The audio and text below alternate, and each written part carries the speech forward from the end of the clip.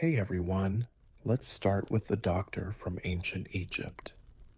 A job where you have to heal broken bones, fight infections, figure out what God wants, and somehow look sure of yourself while doing all of that.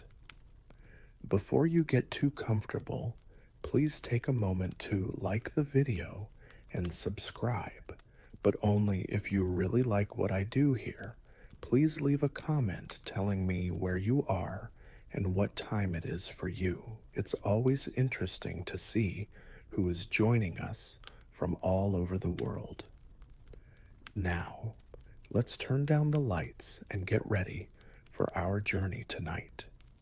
Your day starts before the sun because the sun at least has the decency to think about it before it sets on another hot Egyptian day. But you don't get that luxury. If you are a doctor in ancient Egypt, you can't sleep in. Pain doesn't care about schedules.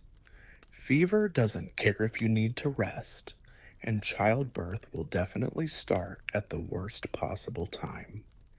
You get up from your sleeping mat with you have the energy of someone who already knows that tomorrow will be full of blood complaints, and at least one patient who swears they followed your instructions while you watch them do the opposite. The air is still cool, Egypt's short daily apology, which you should enjoy while it lasts. Washing comes first. This is important not because people know what bacteria are, but because cleanliness means order, and order keeps the universe from falling apart into divine chaos. The priests also tell you to wash your hands, well knowing. They know full well that by noon they will be covered in things that no amount of rinsing will prepare you for. Being a doctor makes you socially awkward. You are respected, but you don't have power. Watched closely, but trusted. People think you know things, but they also think that if something goes wrong, you probably made a god angry by blinking wrong. This means that you need to be confident, humble, and make a quiet promise to yourself not to anger any invisible forces before breakfast. You. Think about what could happen today. Broken bones are manageable, cuts are okay, fevers are concerning, and infections are very annoying. There is also the mysterious category of something is wrong, but I can't explain what, which will come with dramatic sighing. The city is already waking up outside. People are baking. Workers are going to construction sites where they will definitely hurt themselves in new and exciting ways. A man is lifting something that is way too heavy somewhere, thinking, this seems fine. Just before they prove you wrong, you stop before you open the door, not to pray, but to get ready. You tell yourself that you are trained, you have scrolls, you have cures that work more often than they don't, which is an amazing success rate by ancient standards. You aren't guessing, you are a doctor. Medicine that was early, not perfect, and a little chaotic. You know how this goes, though. Some patients will leave feeling better, some will not, and you will by sunset. Carry both outcomes equally because doctors can't celebrate too loudly or show their sadness too openly. You open the door, someone is already there, and they don't look like they want to wait. You open the door and see that people are already waiting, and they all look impatient. You then go back inside to get your tools. This is the part of the job where modern viewers usually relax until they find out what ancient Egyptian medical tools really are. There is no shiny metal, no polished tools, no tray, and no reassuring clink of stainless steel.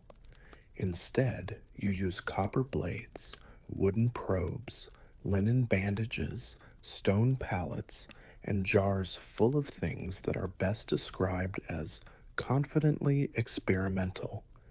These tools are not for show. They are useful. People have used them before, and sometimes they worked. You look at your copper knife. Copper is great. It cuts, it lasts, and it sometimes kills bacteria without anyone knowing why. This is what people think of as an accident. Brilliant. You carefully wipe the blade, not because you think it's clean, but because it feels right and gives patients confidence. You have learned that confidence can help with pain. The next step is to put on the bandages. Linen should be clean, folded neatly, and only used again when absolutely necessary. You soak some in resin or honey, depending on how bad the injury is. You are especially proud of your honey. It works too well for you to trust it, but you don't understand it at all. Your jars line the wall like a shelf of questionable hope. Animal fat, ground herbs, oils infused with plants, whose names you can barely remember, but whose effects you've seen. Some of them help with swelling, some help with pain, and some of them just smell good. You still keep them. Patients want choices. Then there are the scrolls, papyrus texts that doctors have copied and recopied for generations.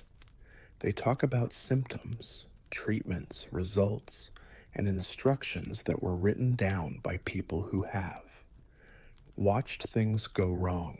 These scrolls are not just ideas, they are records. Someone gave this treatment a try. Someone was alive. Someone didn't. People wrote down notes. You look over them quickly, not because you need to be reminded, but because preparation and ritual are important. Checking your tools is a mix of medicine and performance. Patients need to know that you are organized. Order gives them confidence that you know what you're doing. You take one last look around your room, even though the situation is very questionable and everything is in order.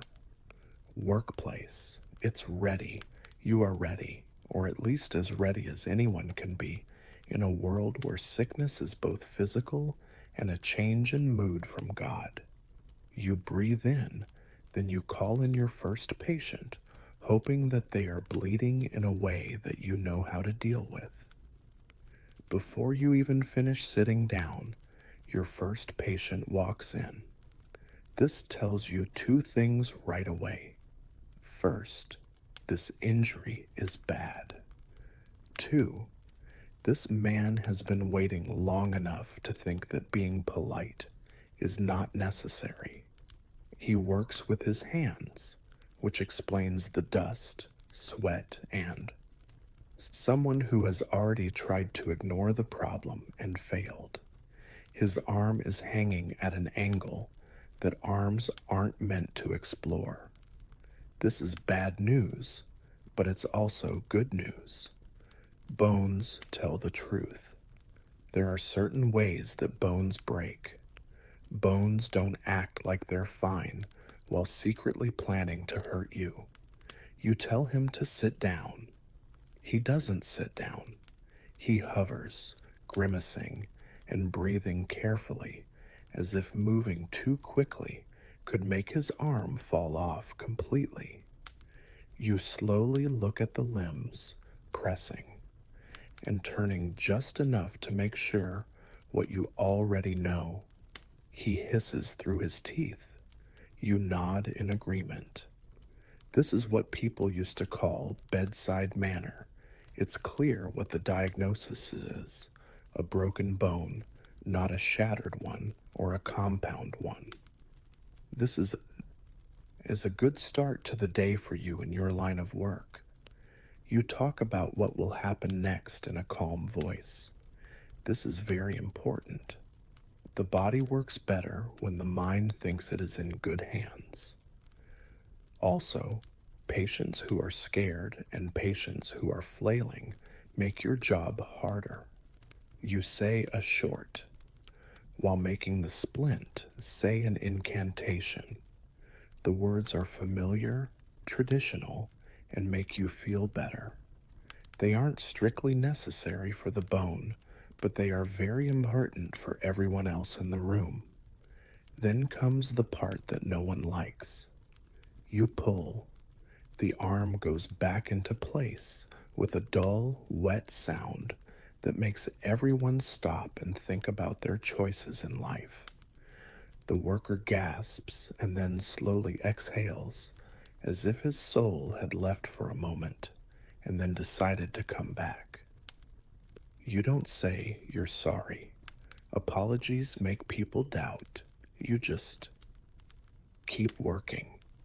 You wrap the arm in linen that has been soaked in resin, which keeps the splint tight, but not too tight. You've learned the difference through experience. You finish by carefully wrapping the last layer and then gently placing your hands on the bandage as if sealing the outcome. You tell him to let his arm rest. He shakes his head. You know he won't. He thanks you before he leaves, and you can see the relief on his face. This is what keeps you going at work. Not the scrolls, not the spells. This is the time when pain goes away and hope takes its place. As he. You quickly write down what you see in your head. A fracture that is clean, set early. Good odds, a good beginning. The next patient is already in the doorway. The next patient steps forward more carefully, which makes you worry right away. Injuries that are sure of themselves show up. The dangerous ones come in quietly. She shows a cut on her leg. Not big, not showy, but open.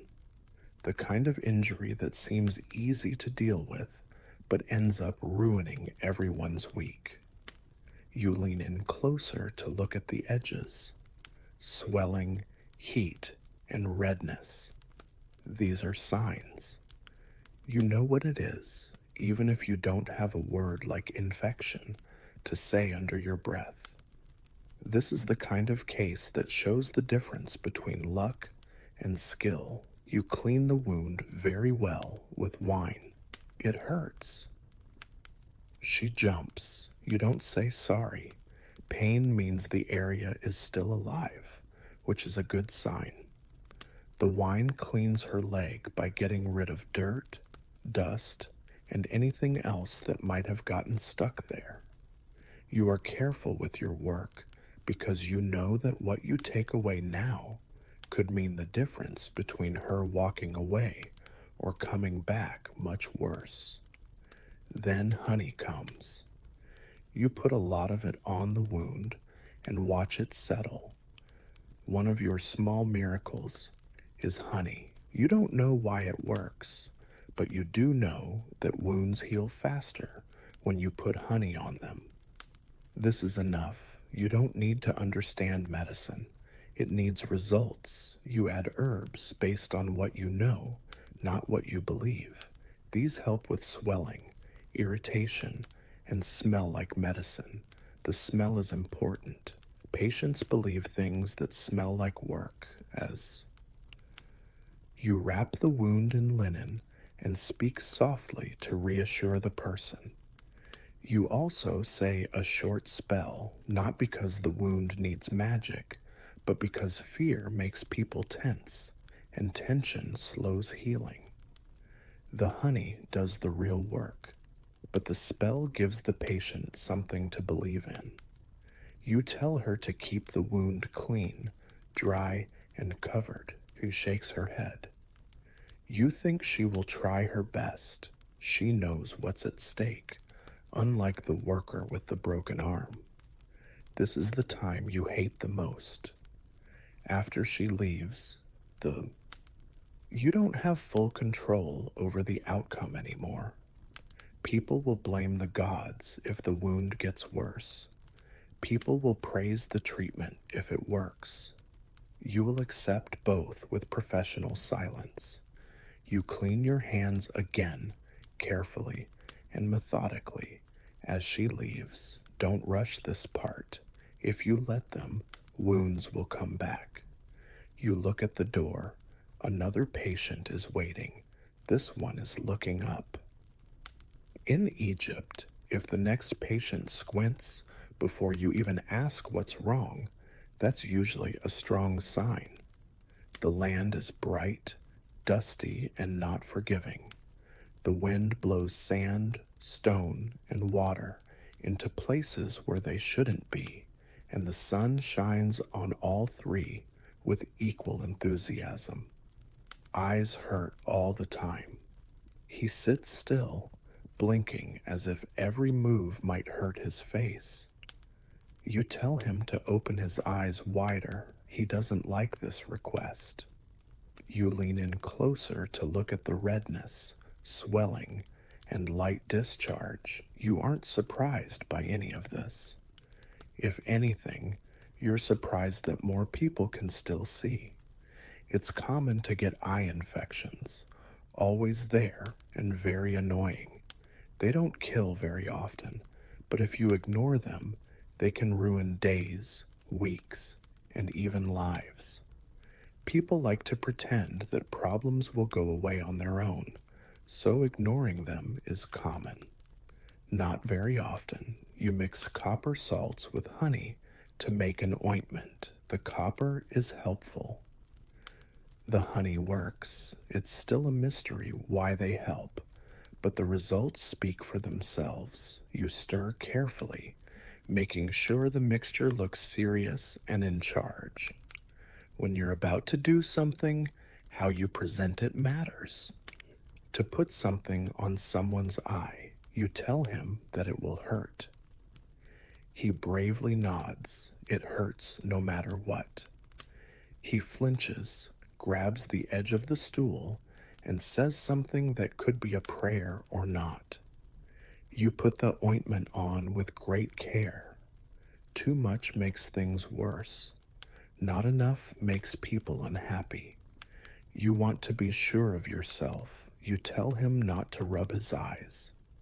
He nods once more. You both know that this order will be ignored in less than an hour. Rubbing is too good to pass up, you say.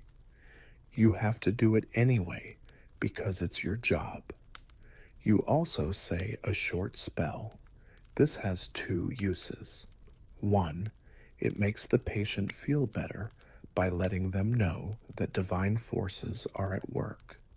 Second, it gives you a chance to let the ointment settle without feeling bad about the pain. These treatments work great sometimes. The swelling goes down, the vision clears, and the thanks comes. Sometimes the condition doesn't go away. When that happens, it is called strong, which is an old medical term for we tried. Before he goes, you tell him to come back if the pain gets worse.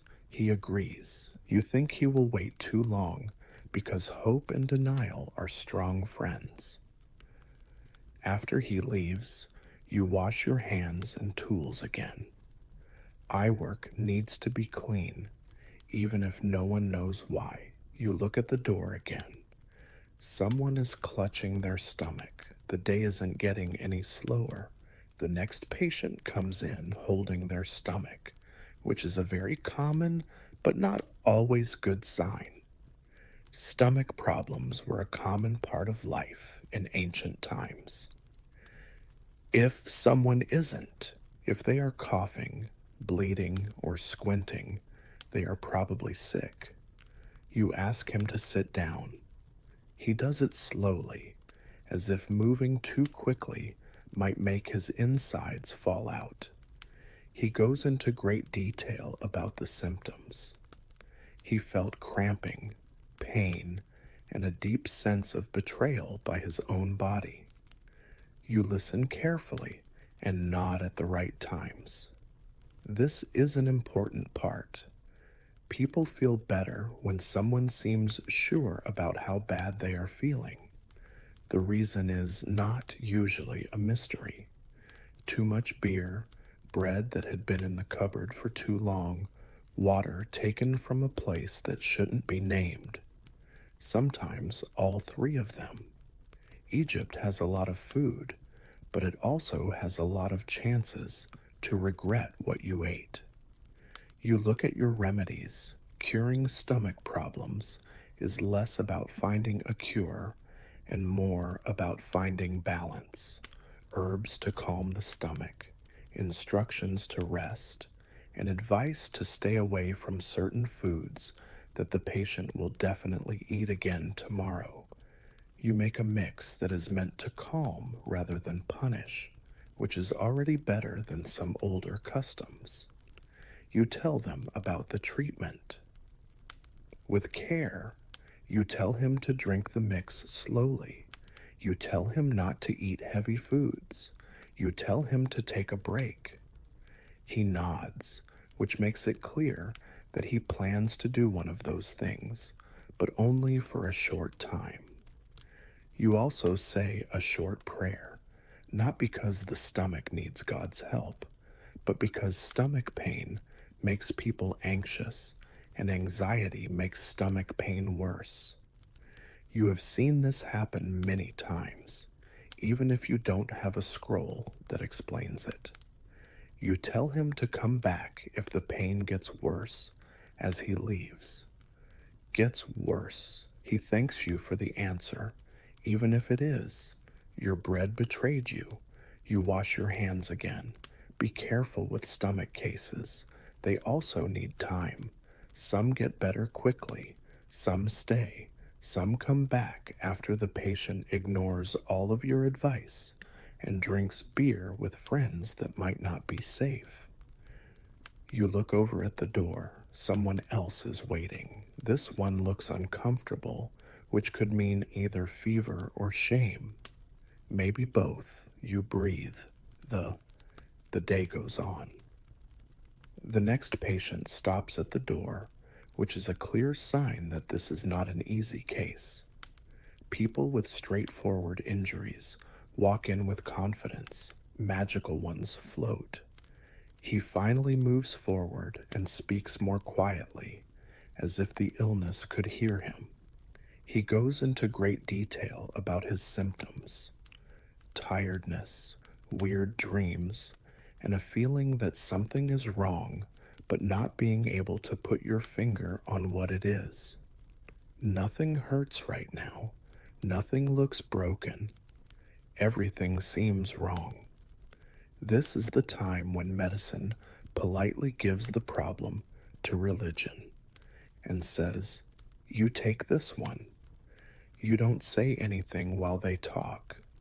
You now know that you need to respect these cases. If you don't believe them, the patient will leave. If you panic, everyone else will too. You nod slowly, looking at him and the situation at the same time. There is no wound to clean, no bone to set, and no eye to put ointment on. This is not balanced. In ancient Egypt, being out of balance was a big deal. You talk to a priest because that's how things work. Medicine and magic don't compete here, they work together. Sometimes medicine is in charge. Magic can be the most important thing. They often walk next to each other, pretending not to judge each other. The priest says that God is angry. You say that tiredness and a bad diet are to blame. Both explanations are valid. You come up with a treatment that makes everyone happy. Herbs for the body, ritual words for the soul, and orders to rest that will be ignored right away. You say the with a lot of seriousness. The words are old, soothing, and purposefully unclear. Vague spells get better with age. You can see that the patient is relaxing. This may work better than the herbs on its own. You give him a charm to carry, not because you think it will help him, but because belief is strong and people heal better when they feel safe. It also stops him from coming back tomorrow to ask why he still feels weird. You can feel the familiar tension ease a little as he leaves. These cases take a lot of energy. There is no clear end, no satisfying end, just hard work. You make a mental note. Patterns are important. You will change how you do things if more people come with the same problems. This is how knowledge grows, not by being sure, but by doing things over and over. You wash your hands again because doctors have to follow the same rules. The sun is getting higher outside. The heat presses in. More people come together, and a child in the crowd starts to cry. You already know what that means. The sound of a child crying is louder than any announcement during the day. Adults complain, kids say. Emergencies. You straighten up without thinking, getting ready for a time when feelings will come before symptoms. A parent runs in with a child who is hot to the touch and too quiet between sobs. Temperature, always being worried. It's not fair that kids get fevers that are hard to predict and won't go away.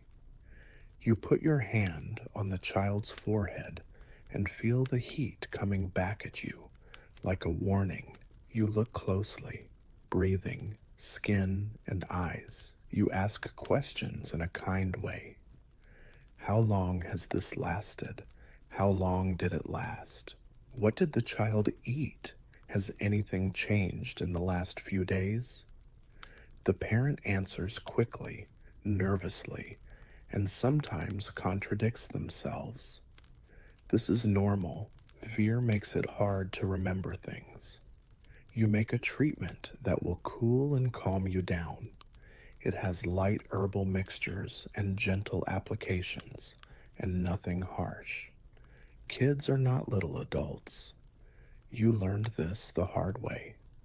What works for an adult worker could completely overwhelm a child. You talk quietly while you work because it helps keep things calm. Kids react to tone long before they understand words. Know what words mean. The kid calms down a little. This seems like a step forward. You don't celebrate yet. Your parents see everything you do. They are quiet now, holding their breath as if noise could break the spell. You know that they trust you. It is heavier than any diagnosis. You say a short prayer, not in a dramatic way, but quietly. This isn't a show. This is good news for the parents, the child, and you. You have no idea how this will turn out. People who say they do are lying. You tell the parents to keep an eye on the child, keep them cool, and give them water. You tell them what to look for. You tell them when to come back. You keep saying the same thing. Parents who are stressed forget what they were told right away. You stand still for a little longer than usual when they leave.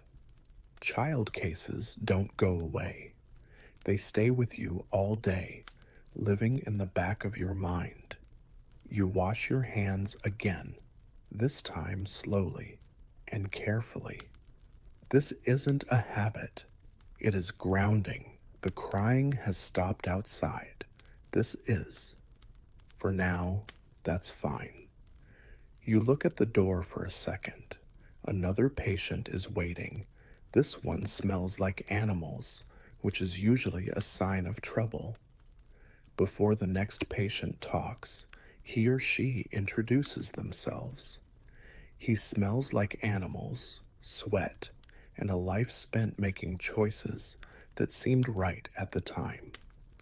This usually means that someone got hurt while working with something that had horns, hooves, or opinions. You look at him very closely. There is swelling. There are bruises, pain that doesn't match up with anything you can see. This is where medicine gets uncomfortable. Not everything is clear. Not every problem is easy to explain. You ask questions. How did it happen? When did it begin? Did it hurt right away or later? The answers are unclear, inconsistent, and sometimes heroic. You still nod. Patients don't come to be judged. They come to be sure that their body hasn't betrayed them for good. You gently feel the area, but you pay more attention to his face than the injury. Pain speaks louder than words.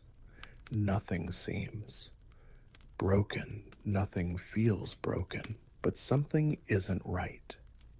This is the risky middle ground where experience takes the place of certainty. You say that rest is needed. This isn't very popular. You carefully put on a pus that is supposed to reduce swelling and hold the area together. You don't promise a quick recovery. Doctors lose trust when they make promises. This is one of those times when the outcome depends on things you can't change. Will he take a break? Not likely. Will the swelling go away? It's possible. Will he come back tomorrow and say it's worse? Almost. Of course, you always know how much you don't know. Ancient Egyptian medicine was very advanced for its time, but it wasn't magic. You can't see inside the body. Once an infection spreads, you can't fight it. You work with watching, doing things over and over, and learning from your mistakes. This isn't ignorance, it's realistic. Some diseases go away on their own. Some do not. Some people respond very well to treatment. Some people just won't listen to anything you say. It isn't always easy to see the difference. You remember it in your head. Of the signs, you put them away. You will be able to connect the dots if another patient comes in with the same problems. This is how we learn more, slowly, quietly, and with no applause. The man thanks you as he leaves. You politely accept it, knowing that being thankful doesn't mean you'll get better. It still matters. You wash your hands again, not because you think it will change the outcome, but because it makes you feel like things are in order in a world that doesn't want them to be. You look outside. It's getting closer to afternoon. The warmth is going up. You are only halfway through, and the cases will change. When the heat of the afternoon sets in, you do something that sets you apart from guesswork healers and eager amateurs. You write things down, not in a big way, not in a poetic way, but carefully and methodically, like someone who has learned that memory can lie, but ink usually doesn't. You unroll a piece of papyrus and look back on the day so far. Clean break in the arm, set early, and a good outcome is expected as long as the patient doesn't ignore you. In a reasonable way, instead of an overly ambitious way. Honey was used to treat the wound. Treatment for eye infection. Stomach problems noted. Watch closely if your child has a fever. These notes aren't for telling stories. They are for staying alive. Egyptian medicine is very careful about keeping records. There is a history behind every remedy you use. Someone has done it before. Has someone lived long enough to say, yes, that helped? or they just went away without a trace. In either case, lessons were learned. You carefully copy remedies, keeping wording exactly. When you change the wording carelessly, spells stop working and treatments lose their credibility. Even if you don't know why, accuracy is important. This is the point at which medicine starts to seem less like magic and more like a job.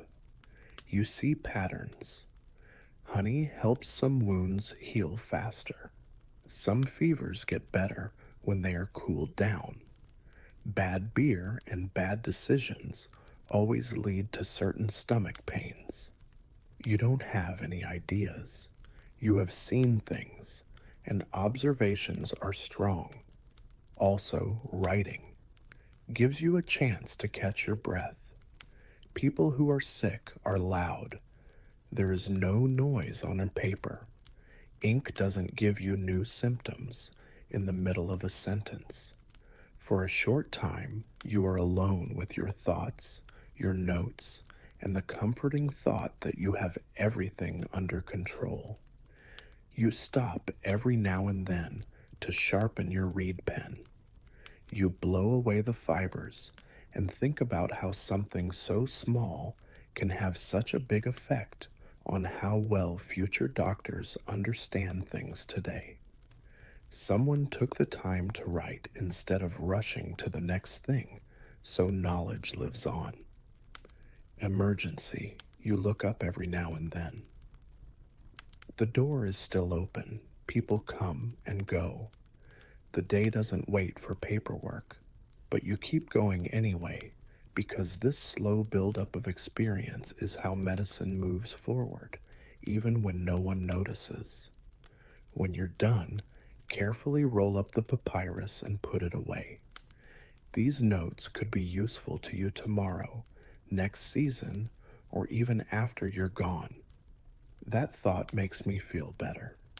You wash your hands again, stand up, and get ready for the next wave.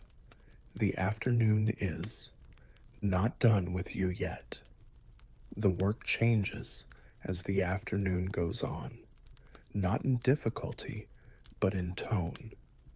The first cases were loud, urgent, and clear. Now come the ones who stay, the people who come back and stand in the doorway, not sure if they are bothering you or saving themselves. A face you know shows up. Someone you helped before. They are not better or worse. This is the worst thing that could happen. Celebrating progress. People are sad about decline. Stagnation looks at you and doesn't move. Waiting. You look at them again, carefully and quietly, fighting the urge to hurry. This is where responsibility is most important. They are watching you not only for treatment, but also to make sure that they made the right choice by trusting you in the first place. Being a doctor in ancient Egypt meant keeping track of things in your head. Every success makes things heavier. Every time you fail, you get more. You can't put it down. You can't say, I'm tired, or this is too much for me, even if it is. You just change your tone and make it better. Try again and try again. You make a small change to the treatment, a different herb, a different use, and a longer rest suggestion that will still be ignored but feels right to say. You explain things in a calm and confident way. Doubt spreads faster than sickness. People want you to be sure. They think that being knowledgeable means being sure of yourself, not being unsure. So you don't hesitate, even when you're really thinking about it. The patient leaves again, feeling hopeful enough to keep going. You stay still and sit for a little longer than usual. These are the cases that come home with you, the ones that don't start or end with a bang, the ones that depend on time, luck, and how friendly the universe is. You look at your tools. They are the same as they were this morning: easy, honest, and limited. You work within those limits every day and don't mind them. Limits set the work. Voices come and go outside. The city goes on. People live, fight, eat, and make choices that will eventually lead them back to your door. You, not because it's a habit, but because it feels like resetting something inside. Wash your hands again. A break between duty and doing something. People are still waiting for you to help them. That belief is stronger than any tool you have. You might think the day is going to slow down, but it doesn't. The afternoon brings a second wave of calm, not because illness follows schedules, but because people ignore their problems in the morning and then admit defeat in the afternoon. The first one comes with a bite. It's never good news when an animal bites you. This one is from a goat, which is both impressive and scary in some way. You now know that goats bite with a lot of enthusiasm and no guilt. You look closely at the wound: teeth marks, broken skin, and redness that is already starting to form. You feel the familiar tightening in your chest that says, this could go badly if we're unlucky. You clean the wound well, starting with the wine. The patient hisses. You put honey on. The patient calms down. Honey does that to wounds and morale. You tie the area down tightly and tell him to keep it clean. He says he will. You've heard promises before. Next, a piece of a farming tool comes off, then a fire, then the swelling from a fall that wasn't too bad at first, but quickly got worse. None of these injuries are very serious on their own. They all work together to keep society running smoothly, even if it hurts itself in predictable ways. Now you move more quickly. The morning is no longer hesitant. Your hands know what to do before your mind has finished thinking. Clean, put on, bind, comfort, and say it again. This is not a hurry. It's just experience settling in. The heat gets worse as the sun goes down. Your skin gets sticky when you sweat. The room smells like herbs, linen, and people being nervous. You drink water when you think about it. You tell yourself to eat later. Hunger can wait. People can't. One patient gets there too late. Not dead, but worse. The infection has already spread. The swelling is angry, and the skin is hot. You do what you can, even though you know that the results are not certain. You don't tell lies. You talk slowly. Being honest in a gentle way is a kind of treatment in and of itself. You change supplies between patients. More bandages, less honey. There is always less honey than you want. You silently thank the bees for working with you.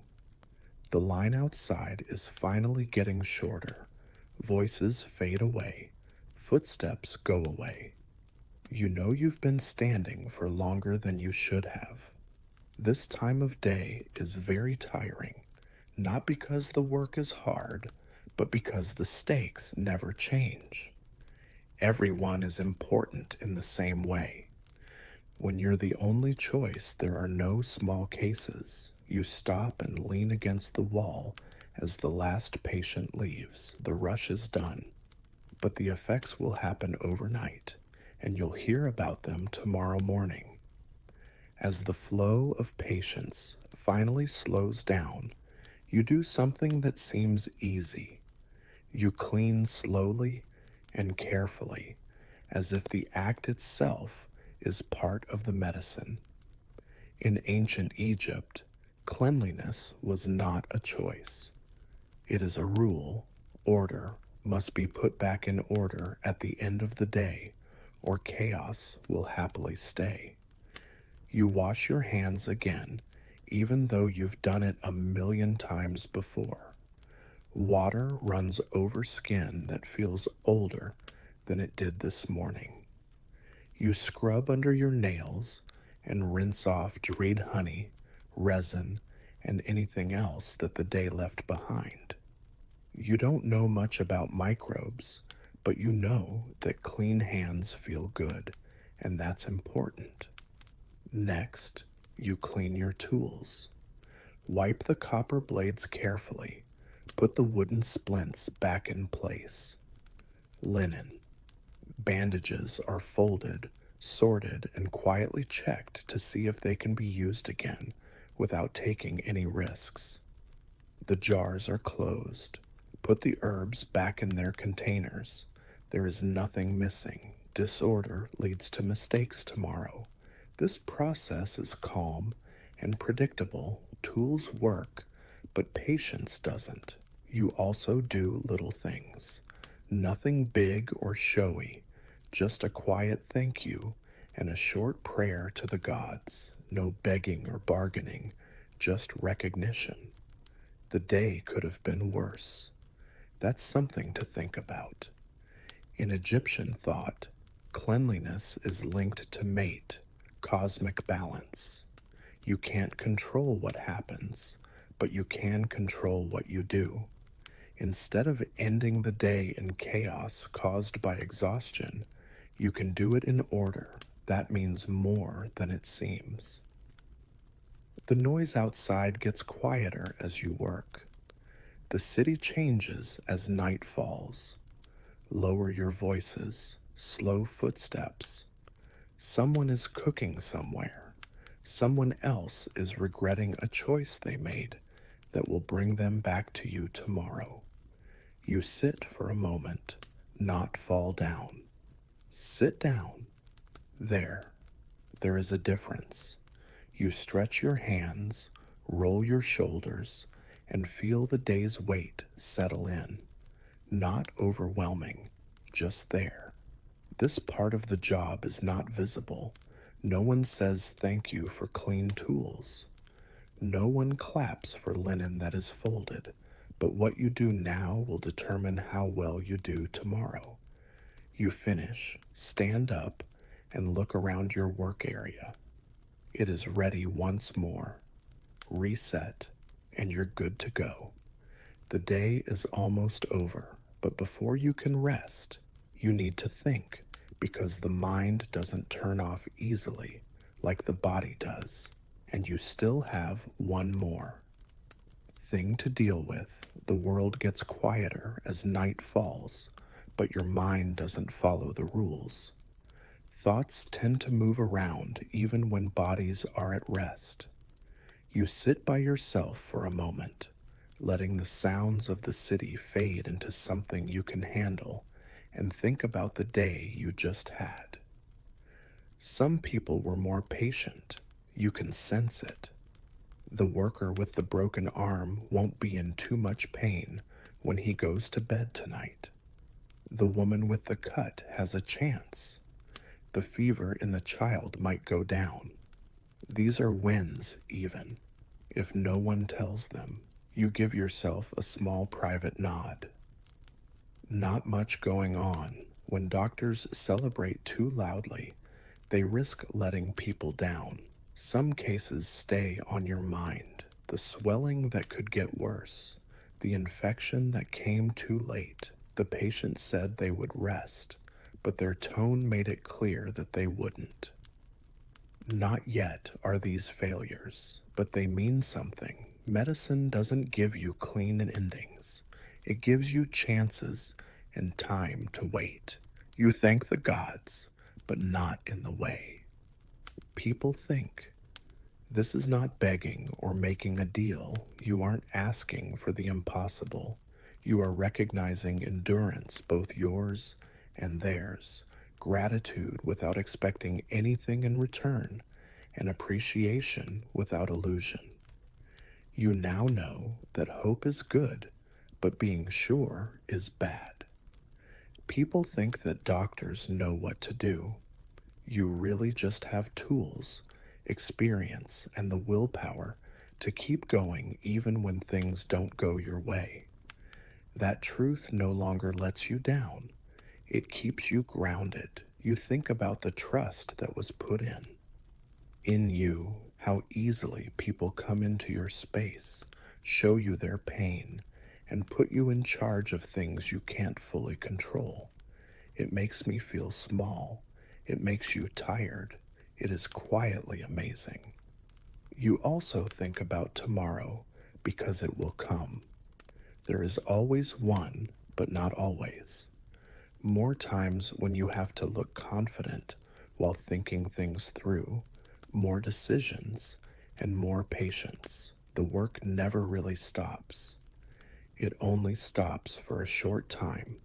To sleep, you get up, stretch slowly, and get ready to go. The place where you work, the tools are clean, written notes. As much as possible, balance is restored. This is as close to an end as medicine can get. The sky gets darker outside. The lights on the lamps glow. Families come together. Because of something you did today, someone is feeling better. You let yourself think one last time before sleep takes you, even if they never fully understand why. You did what you could, and in this world, that's important. You'll do it again tomorrow. Finally, night comes, and with it, permission to stop, being needed for a few short hours. You lie down on your mat, your body tired in a way that feels right, and let the darkness settle. No one sees this part of the day. No prayers, no expectations, no patience. Just you, your thoughts, and the sound of everything that went through your hands. You know where you stand in history, even now, but not in the big, dramatic way that future historians might imagine. You don't see yourself as a trailblazer. You see yourself as someone doing a job that needs to be done. But the truth is that you are at the very beginning of the field of medicine. You look, you write down what you see, and you test what works and throw away what doesn't.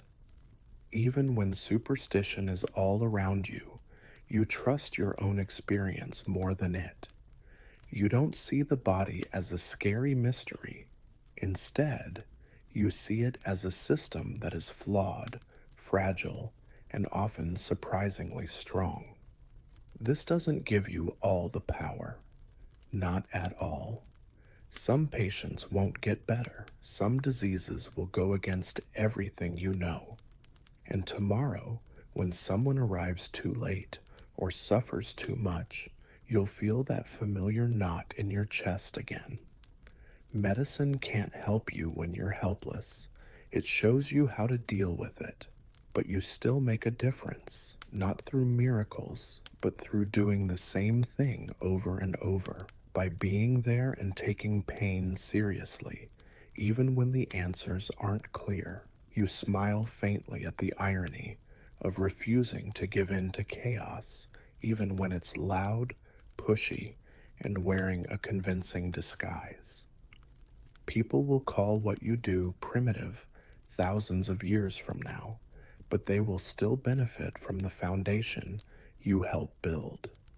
They will forget how uncertain, stressful, and heavy it all was. That's okay.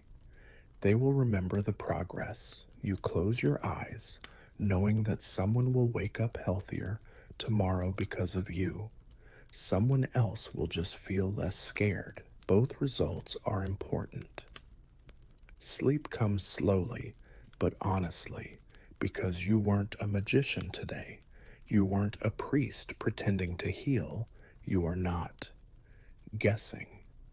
You were a professional who who used the best tools you could find and followed rules, discipline, and care. And that's not a small thing in a world that is still figuring out how bodies work. You will wake up again tomorrow before the sun rises, and the medicine will start all over again. Long before people wore uniforms, carried papers, or even spoke the same language, hair was one of the first ways people identified themselves. Your hairstyle said a lot about you as soon as you walked into a room in the past. Area. It told people if you were free or owned, strong or weak, married or single, holy or dangerous. The first thing to do with hair was to decorate it. It was data. Hair was personal, unlike clothes that could be changed or stolen. It took a long time to grow, needed care, and showed time, status, and discipline. It was on purpose that they cut it, braided it, or covered it. Because hair is at the top of the body and frames the face, ancient cultures saw it as a symbolic part of the self. Your identity started at your scalp. In a lot of early cultures, hair was a sign of order and chaos. Hair that was not tied back often meant sadness, insanity, ritual possession, or rebellion. Controlled hair, whether it was braided, tied up, shaved, or covered, showed that you were part of the group. This is why so many old laws, religious rules, and social norms were so strict about hair. It wasn't vanity, it was power. Hair also served as a visible timeline. Long hair could mean youth, freedom, or spiritual strength. Shaving or cutting your hair could mean punishment, mourning, being a servant, or military discipline. A single cut could change how the world saw you in a matter of hours. In some cultures, losing your hair was worse than losing your things. It meant losing who you were. Hair also showed gender roles. The length, texture, and style of hair set men and women, adults and children apart. People often thought it was threatening to cross those lines, whether on purpose or not. A woman cutting her hair short, or a man with fancy hair, could make people feel uncomfortable. Order, not because of fashion, but because it mixed up categories that old societies needed to stay stable. Hair was very important. It wasn't easy to hide. That made it the perfect way to show loyalty, faith, and obedience. Leaders were aware of this. Priests knew this. Even parents got this. People learned how their hair should look when it should be cut, and what it meant when it wasn't from a young age. This chapter is the starting point for everything that comes after it, because it was possible to change hair once it became a language. It could raise, lower, protect, or condemn. And in the past, the story of hair wasn't about how pretty it was. It's about power, identity, and who could be a part of it. People in ancient Egypt never thought of hair as just hair. It was a mix of architecture, ritual, and performance. Most Egyptians, especially those who could afford it, didn't wear their real hair in public at all. Instead, they shaved their heads and put on wigs that were carefully made. This wasn't done to hide, but to take charge. In Egypt, shaved heads were useful, but wigs turned usefulness into status. Human hair, plant fibers, wool, and even palm fibers were used to make wigs. They were then layered and styled into exact shapes. The quality of a wig showed right away where a person stood in society. Fine wigs were heavy, smelled like oils, and were carefully curled. Wigs that cost less were lighter, simpler, and didn't last as long. The head became a sign of rank. Wigs were not optional for the rich. They were a part of the public body. It was expected that officials, priests, and members of the royal court would look calm, balanced, and in control. The wig helped make this happen. It took away wild, unkempt hair and replaced it with something neat and planned. Wearing a wig meant that you had learned to control yourself.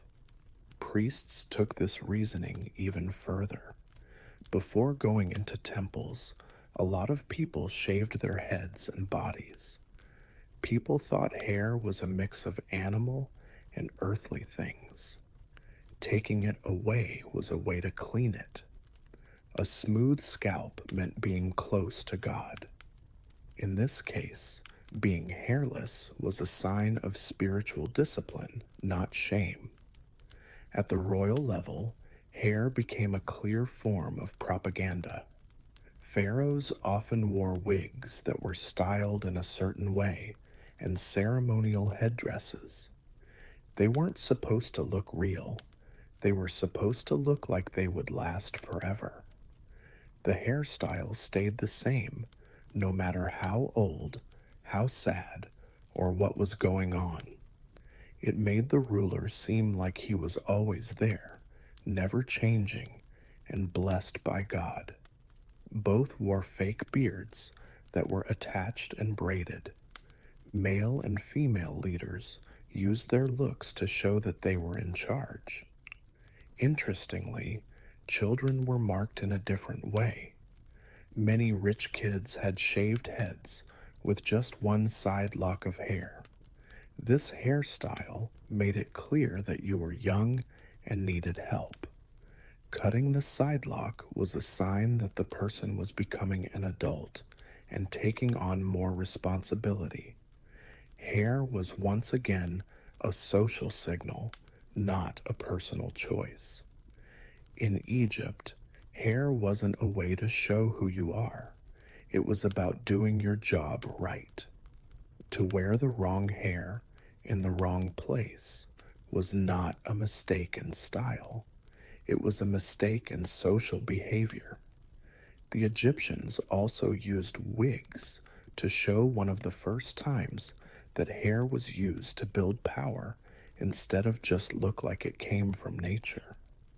People who weren't Vikings thought their hair was wild, fierce, and almost animal-like.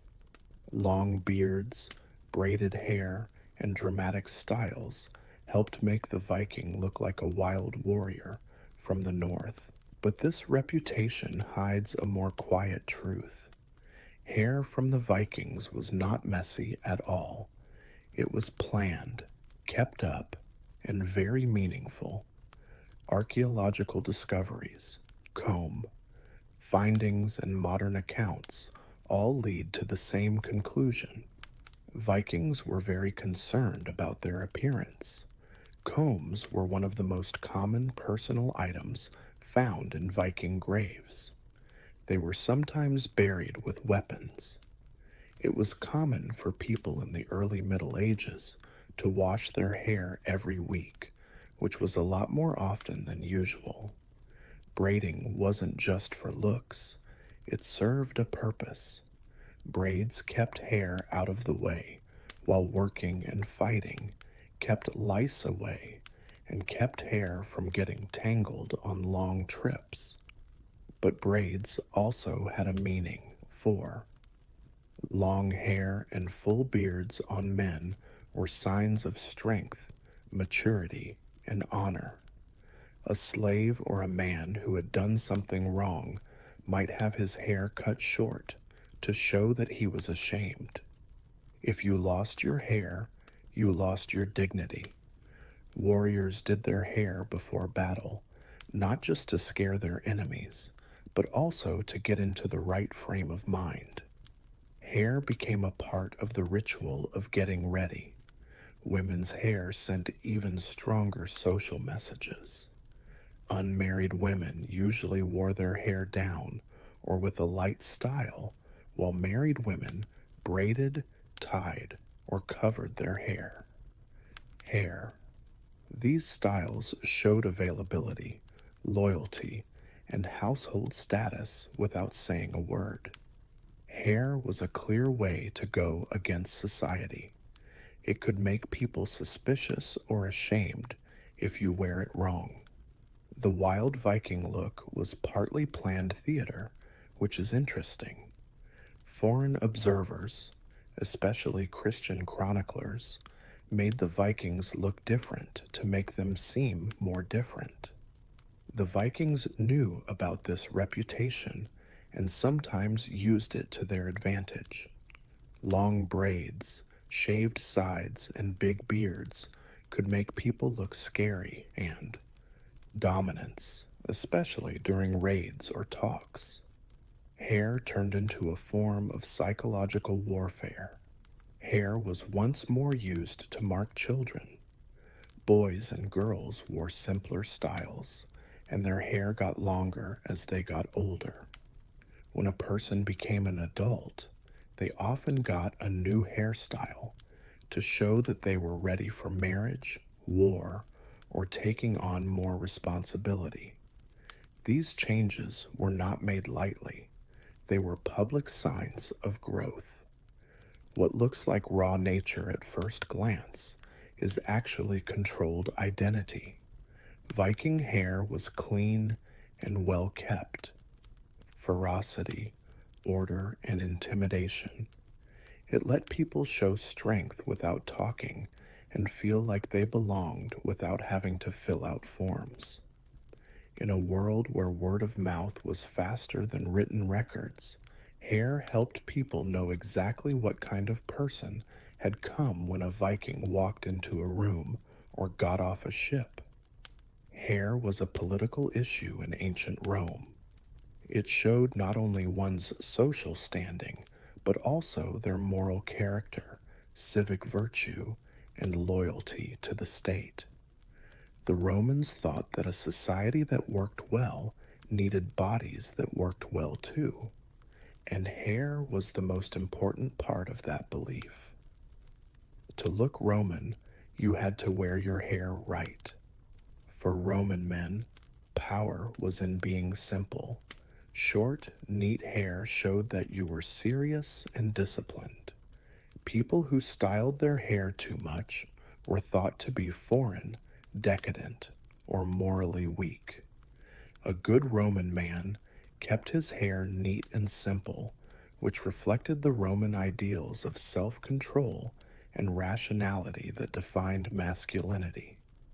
When Julius Caesar started combing his hair forward to hide his baldness, it was quietly accepted only because of his unmatched power. For some, this kind of vanity could hurt their reputations. Beards are very important here. At first, Romans didn't have facial hair because they thought it was barbaric. Later, when Greece had a lot of power, beards came back as signs of intelligence and philosophy. The face became a place where cultures fought. Shaving or not shaving was no longer just a matter of grooming. It was in line with the idea of Rome. There were even stricter rules for women's hair. Hairstyles said something about marriage, money, and moral goodness. During the Empire, rich women liked to wear elaborate hairstyles with braids, curls, and hairpieces. To get these looks, you needed slaves to do your hair, hours of work, and hair from other countries. Being complicated became a sign of status.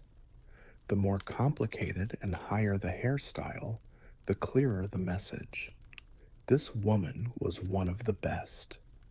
But being seen also meant being looked at. Roman moralists often criticized trendy hairstyles as indicators of excess and moral decay. A woman's hair was supposed to show that she was humble and loyal to her family. Having loose or uncovered hair could mean sexual impropriety, sadness, or rebellion. Widows were even expected to change their hair as a sign of mourning in public. Hair was also a sign of punishment and exclusion.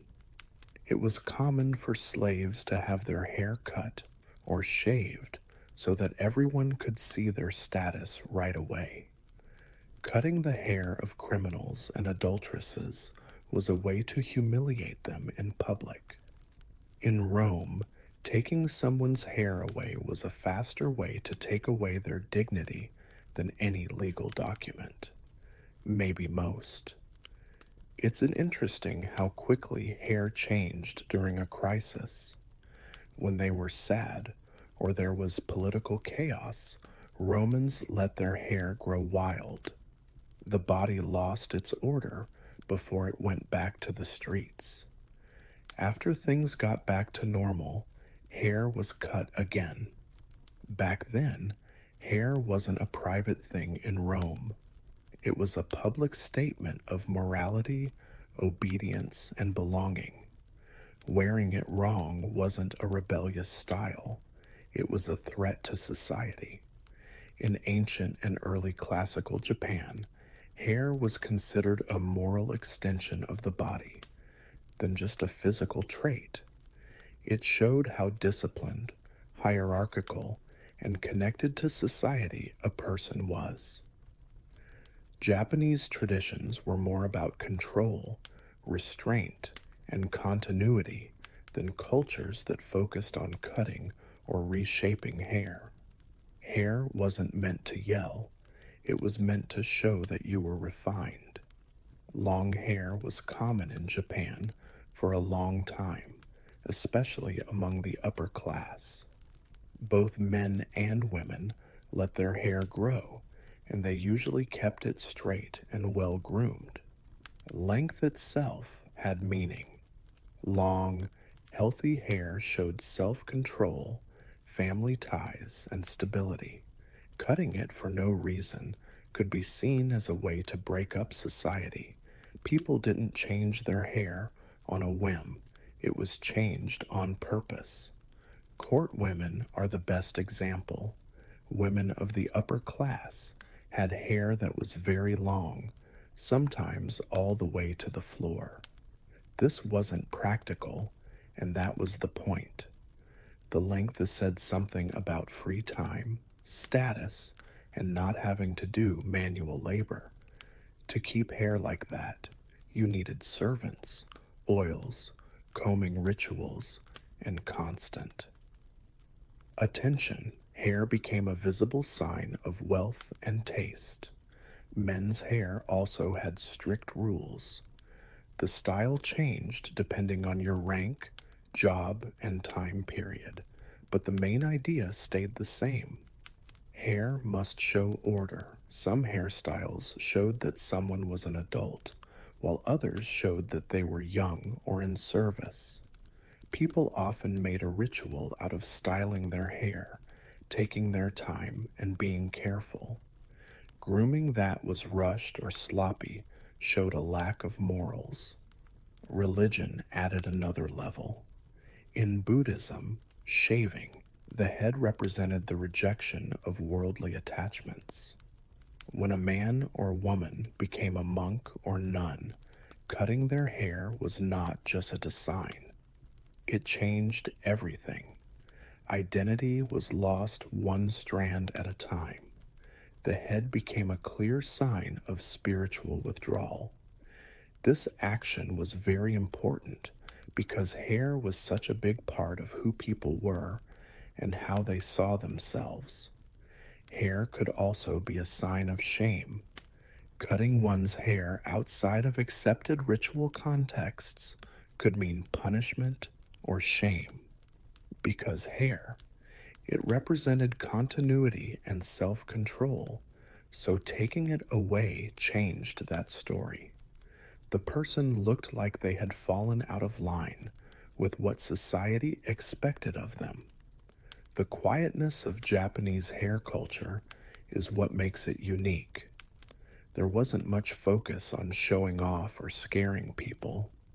Hair, on the other hand, showed self control. The message was strong, but not too obvious. A mind that was in control showed on the outside. In this way, hair became part of a bigger cultural idea. The beginning of order was the self. The body was the start of the self, and the body often started with how one took care of their hair. In the past, hair meant a lot, so changing it against the rules was one of the most powerful ways to control people. People often started with the hair when they wanted to punish, humiliate, or erase someone's identity without killing them. Cutting, shaving, or forcing someone into the wrong style was a way to change who they were in public. In many cultures, forced. Getting rid of hair was a sign of shame. People who were slaves, prisoners, or criminals were often shaved so that everyone could see how low their status was. This had nothing to do with cleanliness. It was about being seen. Everyone knew this person had lost their freedom because they had a shaved head. They were no longer completely their own. The state, a household, or a conqueror had taken their body. For women, punishment that involved hair also involved sexual and moral judgment. Cutting a woman's hair could mean that she has lost her honor, modesty, or marriage, legitimacy. Because hair was closely linked to being a woman and being good, cutting it off in public was like being kicked out of society. The punishment stayed. It takes time for hair to grow back, which means that shame lasted longer than it should have. But rebellion often used the same words in the opposite way. Not wearing the approved hairstyle became a quiet way to fight back. Not cutting hair when it should be cut or cutting it when it should be long was a way to challenge authority without saying anything. In strict societies, these little things could be very dangerous. They showed that a person no longer agreed with the rules about identity. Hair was another way that religious dissent showed up. People who didn't agree with the dominant beliefs sometimes changed their hair to show that they were no longer part of the group. This was dangerous. Being different made you weak, but it also made conviction clear. Hair became a sign of faith. Even grieving changed the rules for hair. In many ancient cultures, grief was a good reason for chaos. People let their hair grow wild, pulled it out, or didn't even bother to groom it. This short-lived refusal to take control was like the emotional breakdown that happens when someone dies. Society made this exception because it understood that hair showed an inner order and grief broke it. The fact that hair can be used right away makes it such a good way to punish or rebel. It wasn't easy to hide. You couldn't talk your way out of it. The body itself was the message. That is why rulers controlled hair and rebels attacked it. It was at the crossroads of identity, visibility, and time. In the past. In the past, controlling hair meant controlling how a person acted in public. And when that control was broken by force or choice, it showed how weak social order really was. In the past, hair was one of the easiest ways for societies to keep track of where a person was going in life.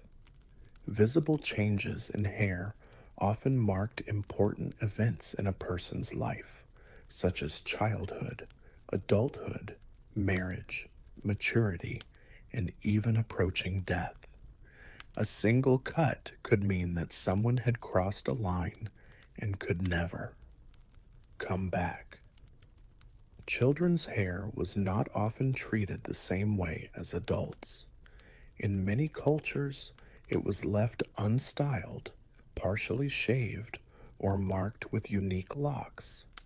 These styles clearly showed that they were incomplete and dependent. A child was not yet fully a social being. Hair quickly showed what status you had. The child's relationship with the community changed as soon as it changed. Rituals for coming of age almost always included hair. Cutting, braiding, shaving, or restyling hair was a sign that someone was becoming responsible. This act was not often private. People saw it, talked about it, and remembered it. Hair was proof that time had passed and things had changed. After that, the person was treated, talked to, and judged in a new way. Getting married changed a lot of people's hair, especially women's.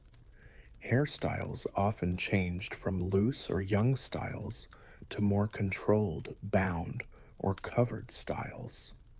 These changes made it clear to everyone that they were loyal, sexually exclusive, and part of the group. Into a home. The hair told people who didn't know what questions to ask anymore. It made rules without getting into a fight. Men's hair changed as they got older, too.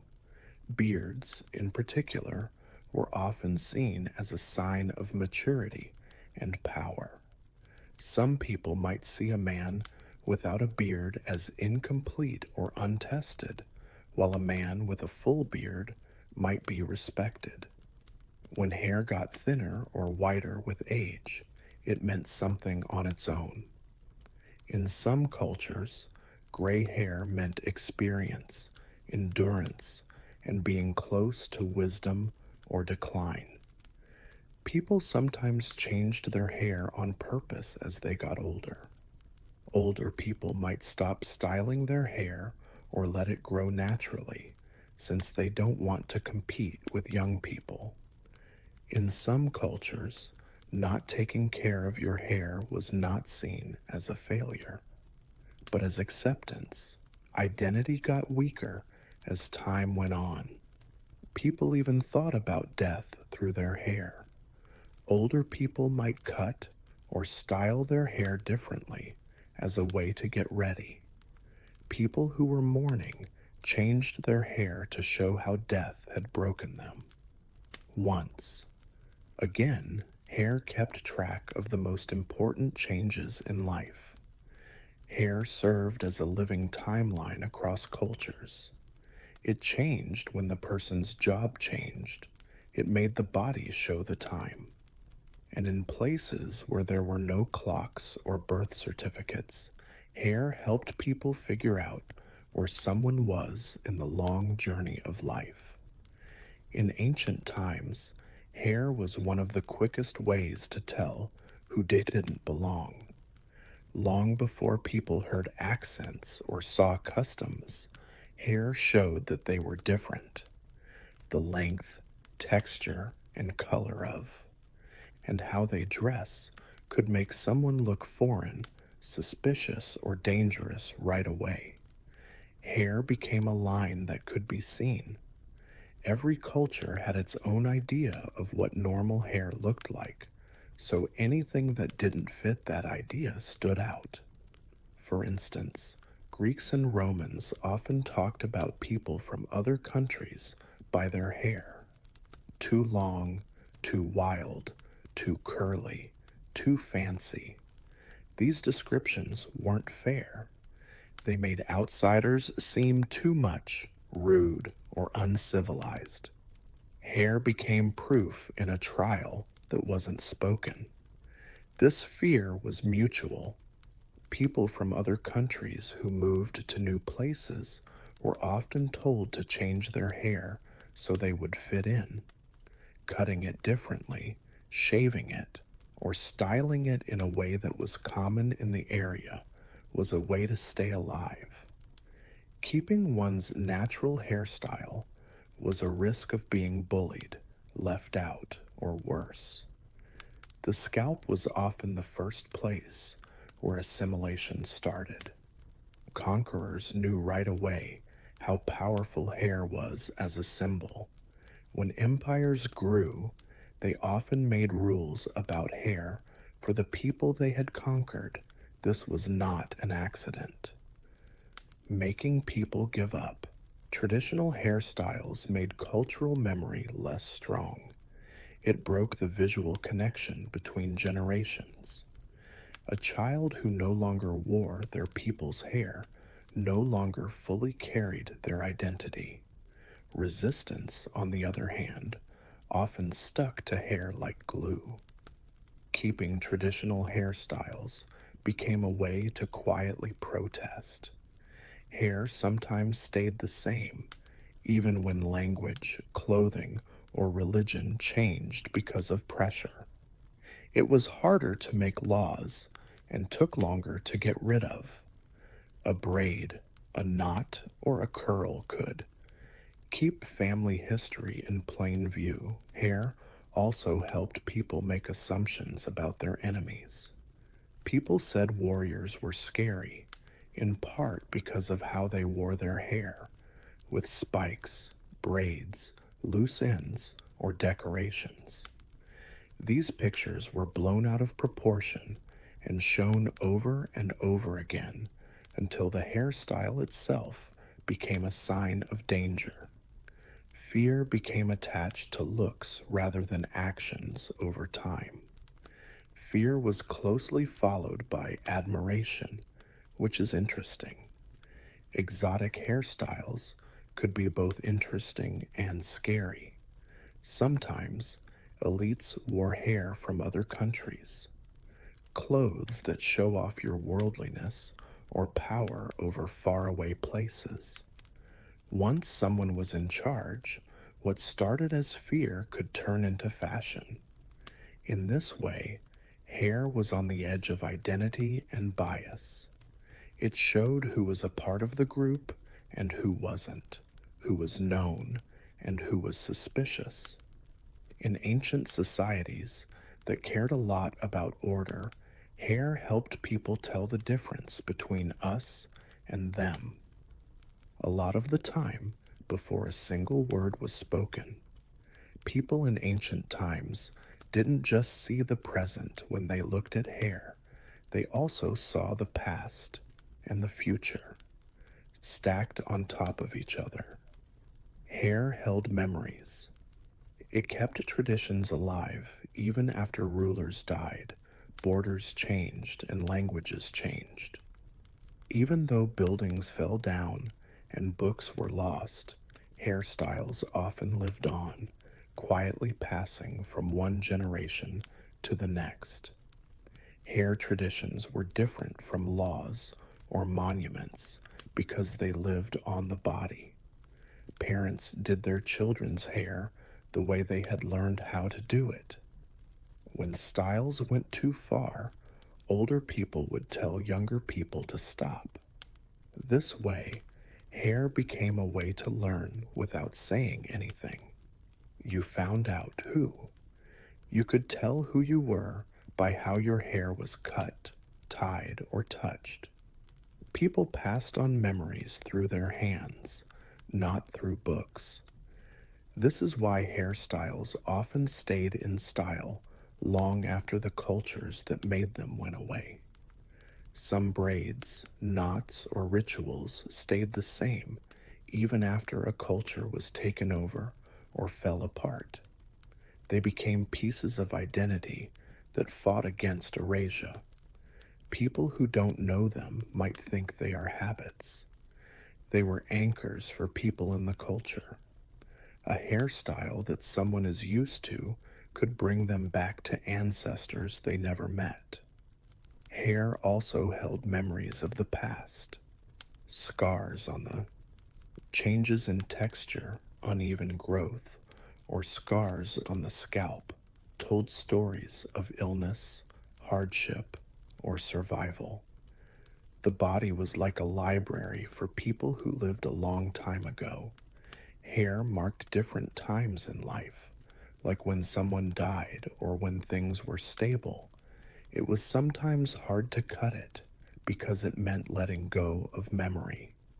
Some cultures kept hair after death, kept as relics, buried with care, or treated in a religious way. People who did this believed that hair held onto part of the self. The hair still knew who the person was, even after the body was gone. Was. Identity stayed in strands. One of the most interesting things is how little ancient people talked about hair directly.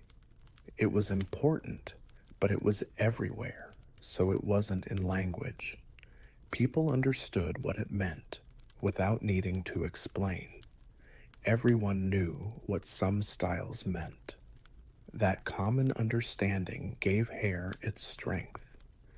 Ancient hairstyles serve as a silent historical record when viewed retrospectively. They show values that texts often ignore: worries about chaos, a need for control, and ideals of. Beauty linked to morality and profound fears of not fitting in. We can see how ancient people saw themselves in the world through their hair.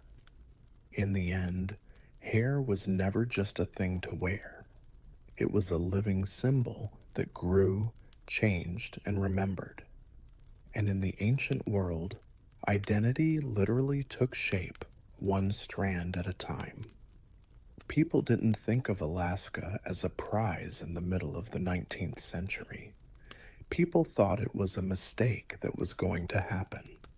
For most Americans, the territory was just a blurry shape on a map, a frozen mass floating above the continent with no clear reason.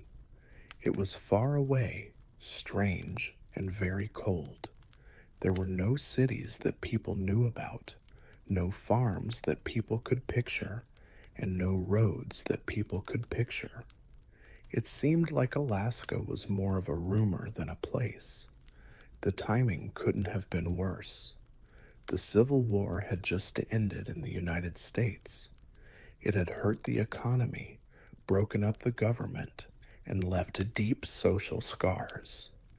The federal government was focused on rebuilding, bringing people back together, and staying alive. In that light, the idea of spending millions on a cold, empty wilderness sounded not only stupid, but also rude. Some people asked why the country should spend money on snow when its own people were having a hard time. Popular newspapers made fun of the idea over and over again. Editorial cartoons showed polar bears walking around in American cities. People joked that the area was only good for seals and ice. People said that Alaska was useless because it was too cold for farming, too far away for trade, and too empty to be worth the money. Running it. There was no gold rush, no oil, and no strategic radar installations to change the subject. All of that was a long way off. The geography made things worse. Alaska was far away from Washington, cut off from the rest of the country, and dangerously close to British Canada. Some people were afraid that it would become a permanent military burden, needing protection from other countries without giving anything in return.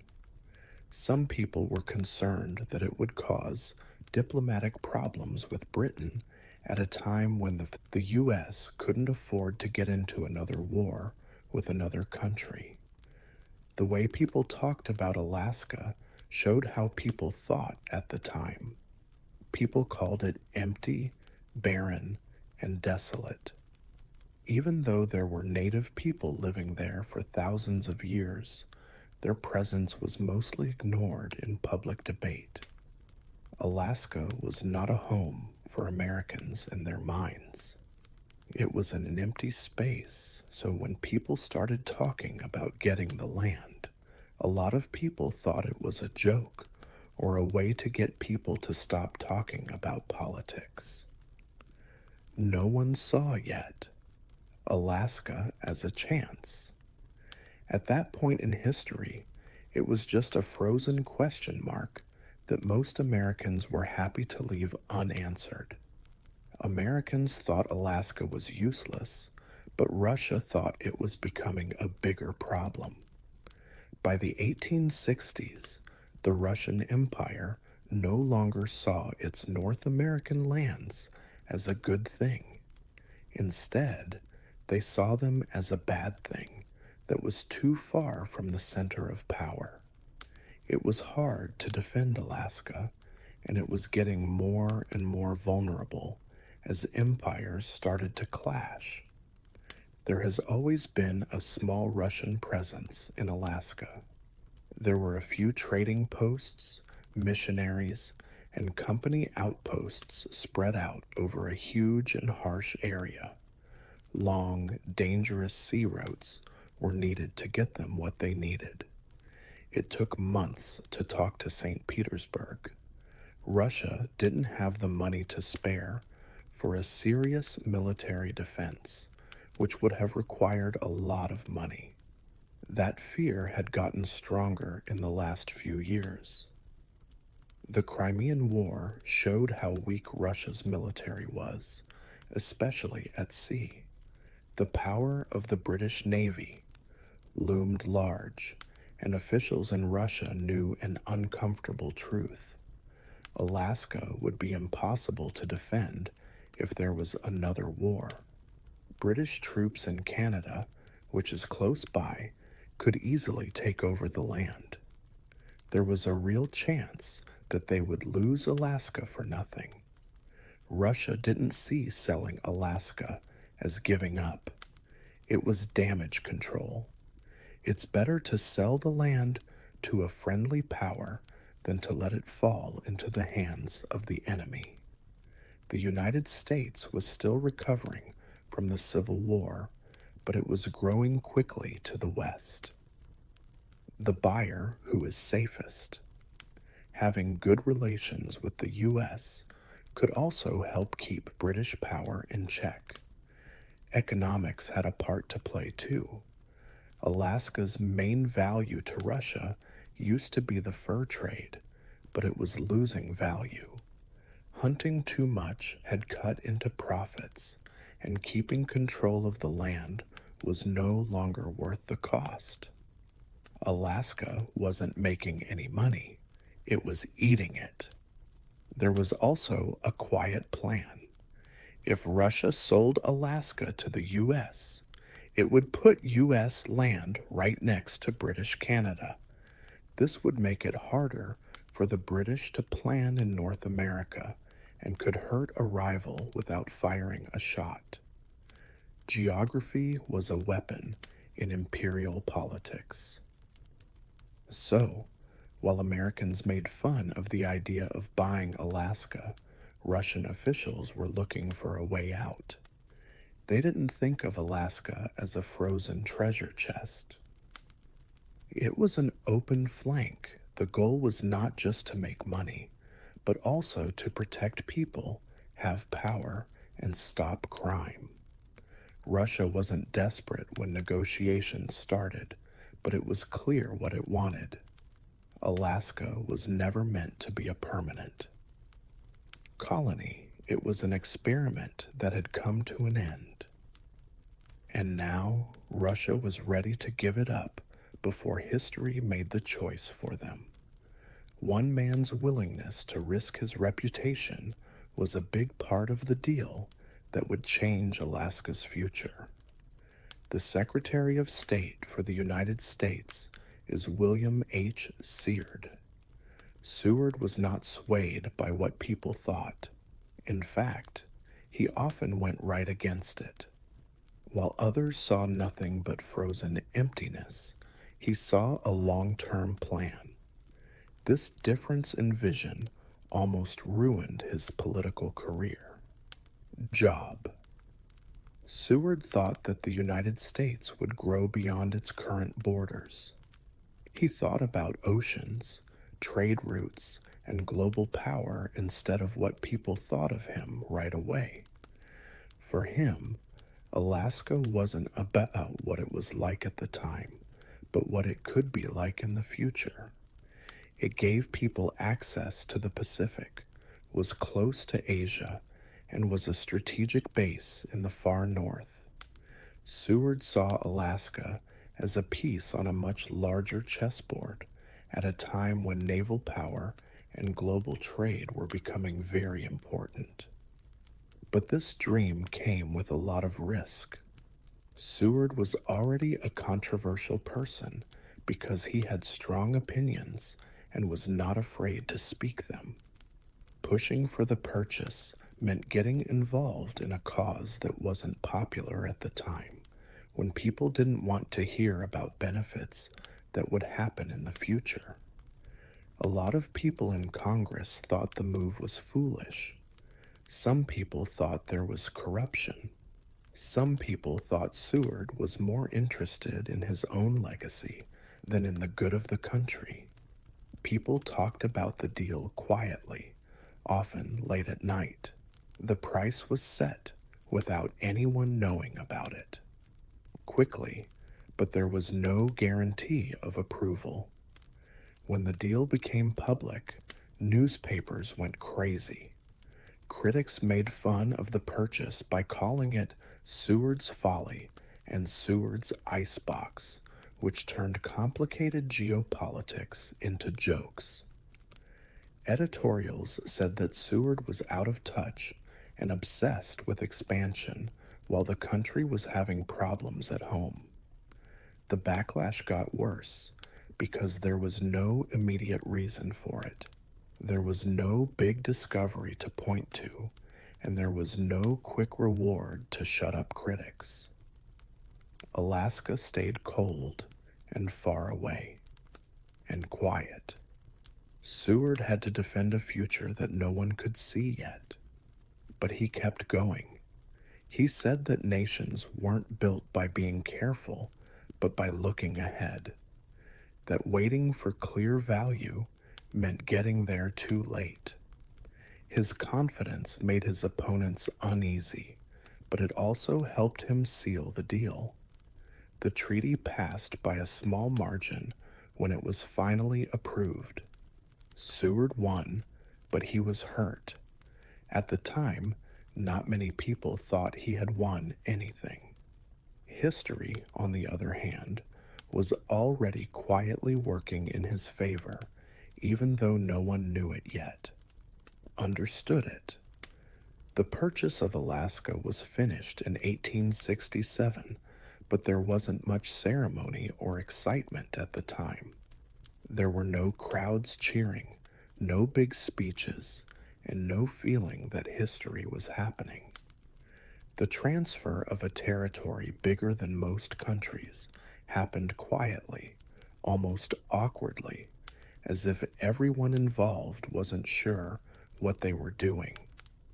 The official handover took place in Sitka, which was then called New Archangel. It was a small settlement that had once served as the center of government for Russian America. On the day that was set, officials from Russia and the U.S. met to take down one flag and put up another. This symbolic act didn't go well either. Reports talk about confusion, delays, and a flag that got stuck on the pole when it was lowered and wouldn't come down easily. It was an unintentional metaphor for how unsure everyone was about the transfer. For the people who lived there, the change raised more questions than it answered. Russian officials got ready to leave, selling off land, tearing down buildings, and leaving a country they had ruled lightly but steadily for decades. When American officials got there, they didn't know much about the land they had just taken over. There weren't many resources, the instructions were unclear, and there wasn't a clear plan for how to run things. Most Americans didn't even notice the transfer. Newspapers talked about it briefly, and often in a sarcastic way. People in the country were still focused on rebuilding, fighting over politics in Washington, and getting the economy back on track. Alaska quickly faded into the background, like a purchase that had been forgotten at the edge of the map. But for indigenous people, this was the start of a time of great change. There was no mention of them in the treaty. Their land was moved from one empire to another without their permission, consultation, or acknowledgement. Russian rule was unfair, but at least it recognized indigenous communities as part of the colonial system. Those protections went away almost overnight when the U.S. took over. Lawful. There was a lot of confusion after that. Who owned the land? Who was in charge of everyday life? What laws were in effect? Alaska was in a strange limbo for years. In name only, it's American territory, but in practice, it's mostly ignored. Military leaders came and went, enforcing rules in a way that wasn't always fair and often causing problems with the people who lived there. Critics said that this only made them think the purchase was a mistake, even more. Alaska seemed to have no direction, was too expensive, and was cut off from the rest of the world. The promised future still didn't show up. But under the surface, there was a permanent change. Alaska was no longer a weak outpost of a dying empire. It was now part of a growing power that, whether it knew it or not, had just reached the farthest north and into a future that would slowly but surely prove the gamble was worth it. For years after the transfer, Alaska seemed set on proving its critics right. It stayed far away, undeveloped, and mostly ignored by Washington. The land was cold, the roads were bad, and the government was weak.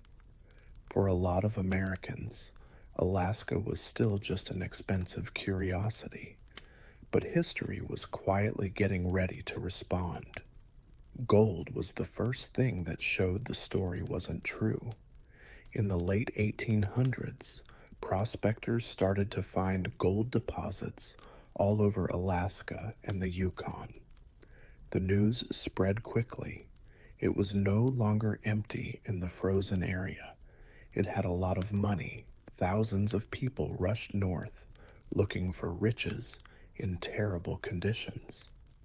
Towns grew up almost overnight. There were a lot of ships in the ports. What? People used to make fun of it for being useless, but now it needed attention. Gold changed how people saw Alaska, but it didn't change how they treated it right away. The federal government stayed out of things, took a long time to invest, and was often more interested in getting things out than keeping them stable. Boomtowns were wild and unsafe. As land was taken and resources were stolen, indigenous communities were pushed aside. Alaska was worth a lot now, but that value came from taking advantage of it. Oil brought about the real change in the 20th century. Underneath Alaska's There were huge reserves under the frozen surface that would eventually become very important to American energy strategy. When oil was found on the North Slope, it became clear that buying it made sense.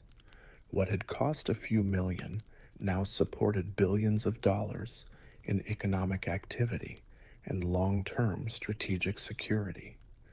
But this proof came with a cost. Industrial growth sped up the process of moving people. Pipelines go through land that has been used for a long time. Damage to the environment happened after extraction. Alaska's wealth helped the whole country, but people in the area felt the costs. The land paid for its own freedom. Alaska's strategic value went beyond its natural resources. Its location was very important during World War II and the Cold War. Alaska became a frontline territory, a place to listen, and a shield against possible threats from the north. The landscape changed because of military bases, radar stations, and infrastructure projects. What had once seemed far away now felt like it was about to start a global war. By the time critics really understood how, they were wrong, and the debate was over. There were no more questions about Alaska. It was necessary. The phrase Seward's Folly became ironic and was only used to remind people of bad decisions. Even though the purchase was hailed as a master stroke, the story was still not finished. The country's gain could be explained by wealth and strategy, but not by the cost to people. Alaska had shown that it was useful to the U.S. The question that remained was whether the United States had shown that it deserved Alaska. Even though gold, people in the U.S. slowly came to see the purchase of Alaska as a good idea because of oil and strategy, but those stories didn't include the people who had always lived there. The purchase was not a smart deal or a good investment for Native peoples. It was the time when their land became a thing that faraway powers traded without asking for permission. When Russia gave Alaska to the United States, it did not ask, name, or protect the native people in any meaningful way. The treaty treated the land like it was empty, not taking into account the people who lived there, that had lived, traded, hunted, and ruled themselves there for thousands of years. What changed was not ownership in a moral sense, but authority, the power to choose what would happen next. When the early Americans were in charge, Native communities were confused and lost their rights. The Russians had been unfair to the natives, but they had recognized them as part of the colonial system. At first, the United States did not offer such a framework. It wasn't clear what the legal status was. Owning land was not defined. People didn't follow traditional ways of running the government. Alaska was under military rule for many years, and the laws that the native people had to follow were not made by them. The pressure grew as settlers and prospectors came. Gold rushes caused people to move, get sick, and fight. Land that had been home to communities for generations was suddenly taken, fenced off, or polluted. There were limits on hunting grounds. Rivers were changed. The arrival of American industry changed the environment more quickly than communities could change. After losing things, they lost their culture. Children were sent to boarding schools that were meant to take away their language, culture, and sense of self, cut hair. The names were changed. People called traditions backward. The same tools of assimilation that were used in other parts of the United States were used in Alaska, where there was often little oversight because the territory was so far away.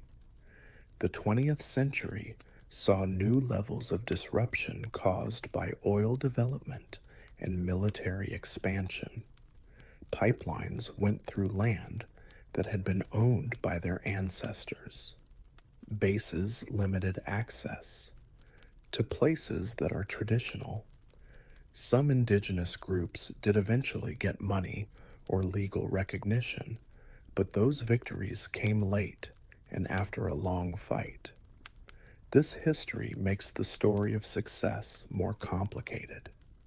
The U.S. did gain geopolitically and economically from Alaska, but for the people who had never sold it, it also meant losing their freedom, stability, and safety. To fully understand the purchase of Alaska, you need to hold both truths at the same time. It was a strategic victory based on moving people around, a visionary, a gamble that paid off in a big way, but left moral questions unanswered that still ring out across Alaska's vast, beautiful, and disputed landscape. Alaska was in a strange political limbo for many years after it was bought. The U.S. owned it, but it wasn't treated like it was fully American. People didn't talk about it much, and they didn't want to invest in it. This long time of being ignored changed Alaska as much as any gold rush or pipeline ever could. After the first transfer, Alaska was put, not under the control of the civilian government, but the military.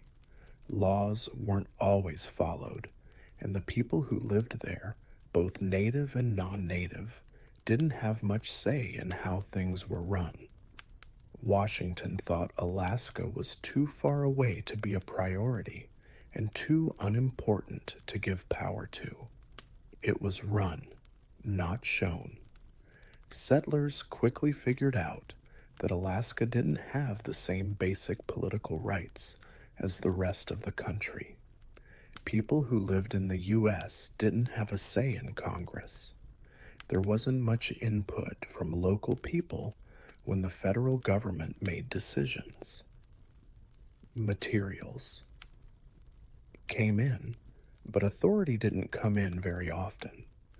Alaska made money, but it didn't have a say in politics. This lack of care caused stress.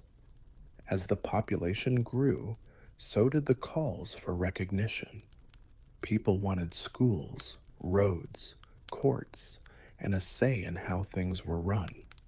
They wanted Alaska to stop being seen as a place where resources were taken and start being seen as a place where people lived. The federal government, on the other hand, was still careful. Giving Alaska more freedom raised uncomfortable questions about who owns land, what rights indigenous people have, and who is responsible for the long term. It was easier to put these problems off than to deal with them head on. Change was necessary because of what was happening in the world. During World War II, it was impossible to ignore how important Alaska was strategically. The Japanese attacks on the Aleutian Islands destroyed the idea that Alaska was far away from the world's problems. All of a sudden, the area was no longer on the edge. It was out in the open. Military spending went up a lot. Infrastructure grew quickly. Roads, airfields, and bases were built faster than ever before. People saw Alaska in a different light because of this attention. It was no longer a purchase that had been forgotten. It was a place on the front lines. The Cold War only made this change worse, as Alaska became an important northern shield and watch point. Defense spending created jobs. increased the population, and made America a permanent part of the world. But even though Alaska's importance grew, political equality did not. It took years of lobbying, arguing, and getting angry before statehood became a real option. Alaska had shown its worth many times. It still hadn't gotten the Union to see it as an equal partner. It wasn't just about flags and paperwork in the fight for statehood. It was about ending the limbo and finally admitting that Alaska was not an experiment, a gamble, or a mistake, but a permanent and important part of American history. People saw the moment when Alaska finally became a state in 1959 as a victory. The long time of political limbo was done. Alaska now had a voice in the federal system, a constitution, and a representative. The gamble of 1867 had come to a logical end on paper, but statehood didn't answer the bigger question of who really got the most out of the purchase. Statehood gave a lot of Alaskans new chances. More money was put into the federal government. The infrastructure grew. The roads, schools, and public services got better. Political participation turned into something real instead of just a symbol. Alaska was no longer run completely from a distance. In theory, decisions could finally be made locally, but power over land was still not equal. The federal government, not the state of Alaska, controlled most of the land. The map was mostly made up of national parks, military zones, and lands managed by the federal government. This kept the wilderness safe, but it also limited the power of local governments. Alaska was a state, but it wasn't like most states. Control was divided, shared, and often fought over. Resource wealth made these tensions worse. Alaska's economy changed because of oil money, which paid for big projects, government programs. The state's choice to give residents a share of oil profits directly through yearly payments became well known. It was a rare case of resource wealth being shared widely instead of going up. But this system still hid deeper problems with fairness. People who lived near extraction sites had to deal with environmental and cultural costs that money couldn't fully cover. Indigenous communities did not see statehood as freedom. It was another change that came from above, while later laws would. These steps came after decades of taking away land rights and recognizing native corporations. The damage from earlier neglect was not undone by statehood. It only changed the way disputes were handled. Alaska became a symbol of foresight across the country. People now call the purchase one of the best land deals ever. The story was mostly about numbers, how little was paid and how much was gained. This framing made the story a lesson about how to be smart and thinking about the long term. But that party often left out the human side of things. It turned Alaska into a place of money and property instead of a place to live. The deal's success was based on power and profit, not on fairness or agreement. Alaska became a full part of the United States when it became a state, but that didn't settle the moral score.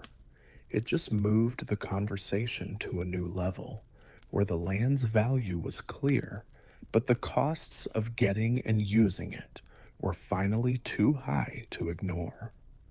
From where we are now, People often talk about the Alaska Purchase as a clear win. The price seems way too low. There are a lot of resources. There is no doubt about the strategic value. The critics of 1867 look short sighted and even stupid from this distance. Seward's mistake has become a joke, a reminder that having a big idea is better than being too careful. But this neat conclusion hides a much more complicated truth. Seward was right, but not in the way the story says.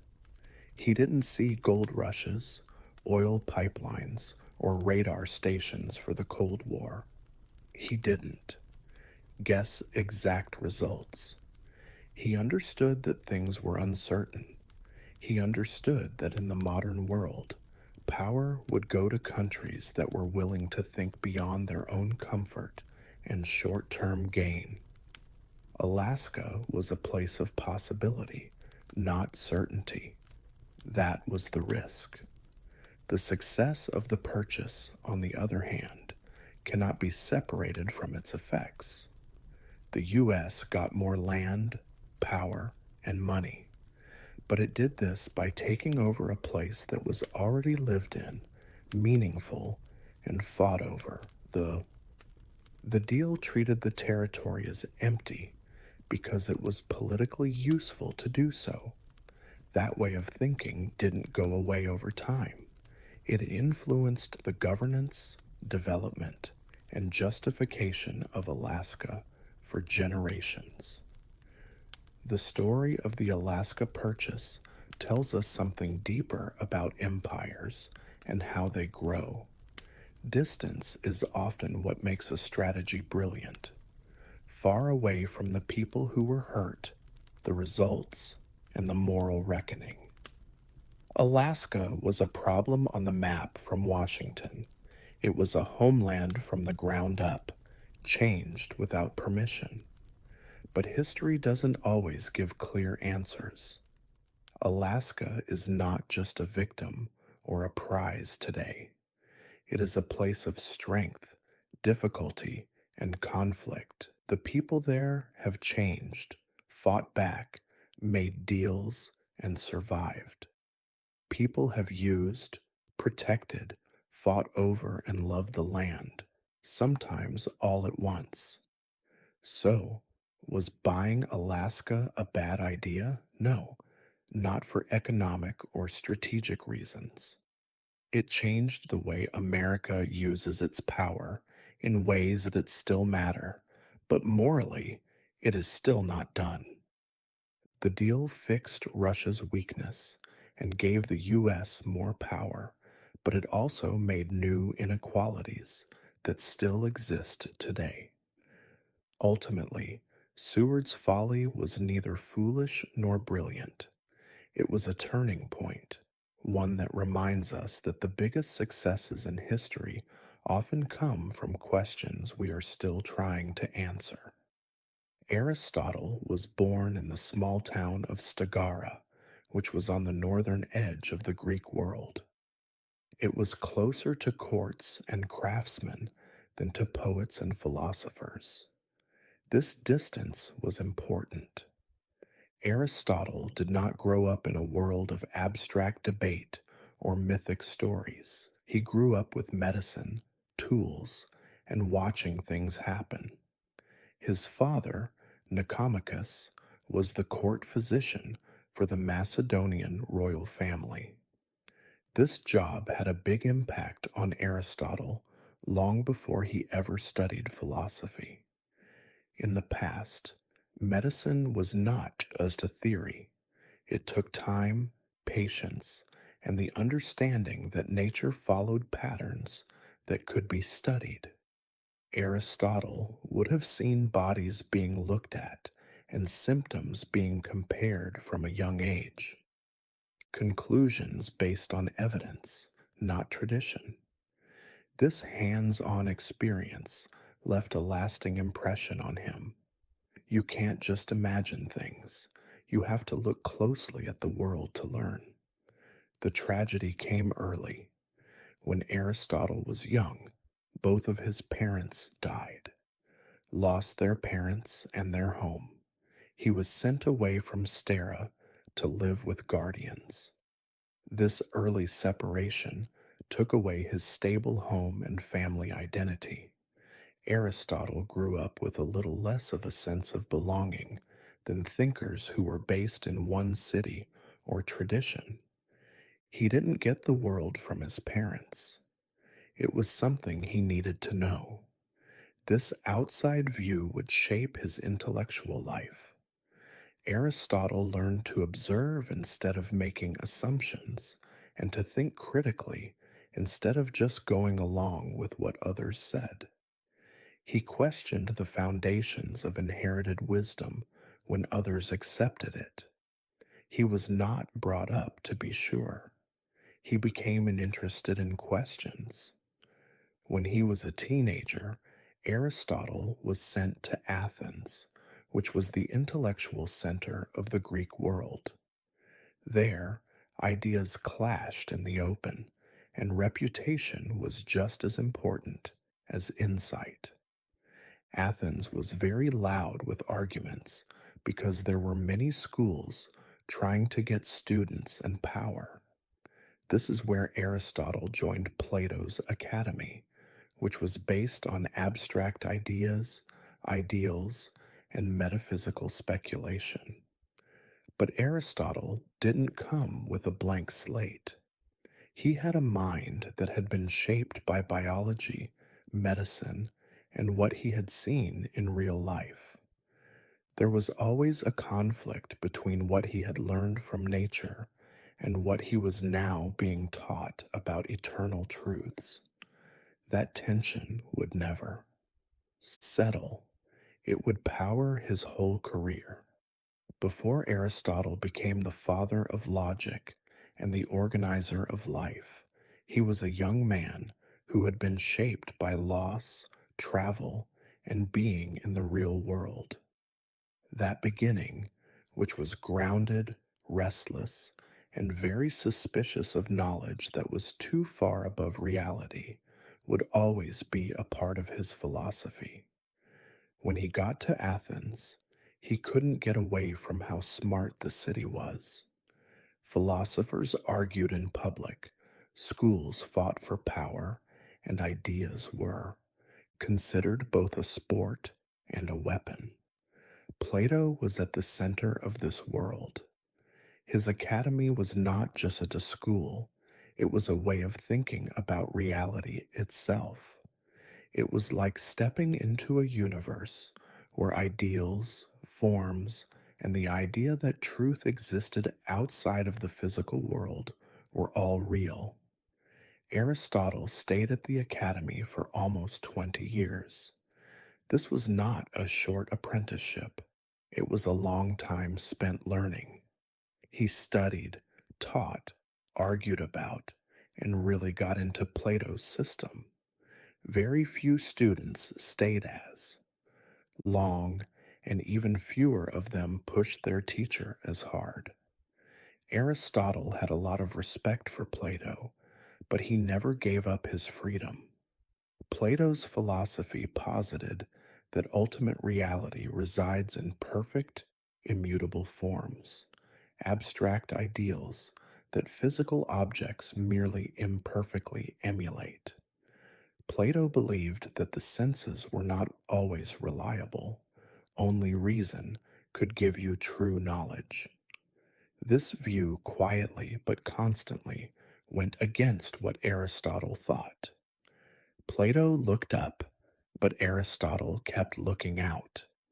He couldn't ignore what he saw, looked at, touched, and measured, and as time went on, this difference turned into a philosophical conflict.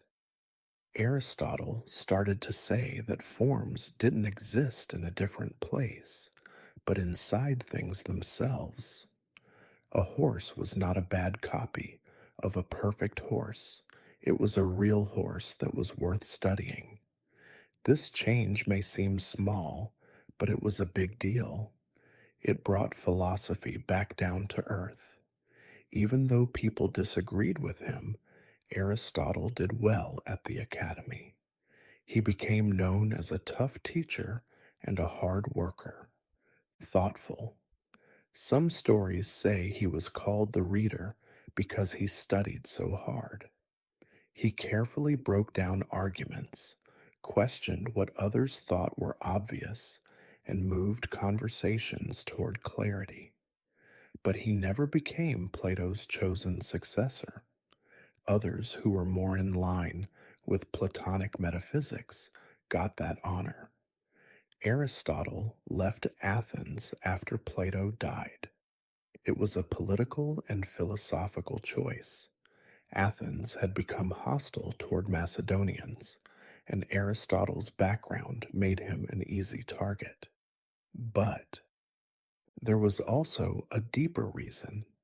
He was too old for the academy. Those 20 years were very important. Plato gave Aristotle a base, a field of study, and a rival. Aristotle's ideas were shaped by conversations with Plato's ideas, which sometimes improved them and other times fought against them. He would later say that he loved Plato, but he loved the truth more. That sentence explains their relationship and the start of a new way of thinking. After leaving Athens, Aristotle's life changed a lot, and he stopped giving lectures, halls, and into the world of power. King Philip asked him to come north to Macedonia because he wanted his son to get the best education possible. That boy was Alexander the Great, and he would soon change the world as we know it. Aristotle was no longer just a thinker, he was now making a ruler. The place where it happened was strange. Aristotle taught Alexander in a carefully planned setting that was not too crowded so that they could focus on learning. Because of this separation, philosophy, science, ethics, and politics could be taught as tools for leading instead of puzzles to solve. Aristotle took the job seriously. He thought that leaders needed more than just strength. They needed to make a decision. The curriculum was much more than just words. Aristotle introduced Alexander to Homer, especially the Iliad, which Alexander is said to have taken with him on his campaign. But Aristotle didn't just teach Homer as poetry. He talked about honor, rage, leadership, self control, and consequences with it. Myth transformed into ethical instruction. Aristotle also stressed the importance of watching the natural world. He told Alexander to learn about geography, animals, and people. This point of view was important later on when Alexander's campaigns took him to places that were very different from Greece. Alexander's curiosity, his tendency to ask questions, and his desire to understand what he conquered rather than just destroy it all show how Aristotle influenced him. But there was still some tension in the relationship. Aristotle strongly believed that Greeks were better than everyone else and had ideas about non Greeks that are still relevant today. Readers find very disturbing. He taught Alexander that Greeks were naturally meant to rule and that other people were meant to be ruled. Later, Alexander would both follow and break this rule. He would sometimes adopt local customs and promote non Greeks in ways that made his former teacher uncomfortable. The intellectual mark, however, stayed. Aristotle helped Alexander think about power, morality, and purpose. Conquest didn't just mean taking over land, it was about culture, order, and the past. If It's hard to say if Alexander really took in Aristotle's restraint, but he did take in his desire to be great. Eventually, the student got too big for the classroom.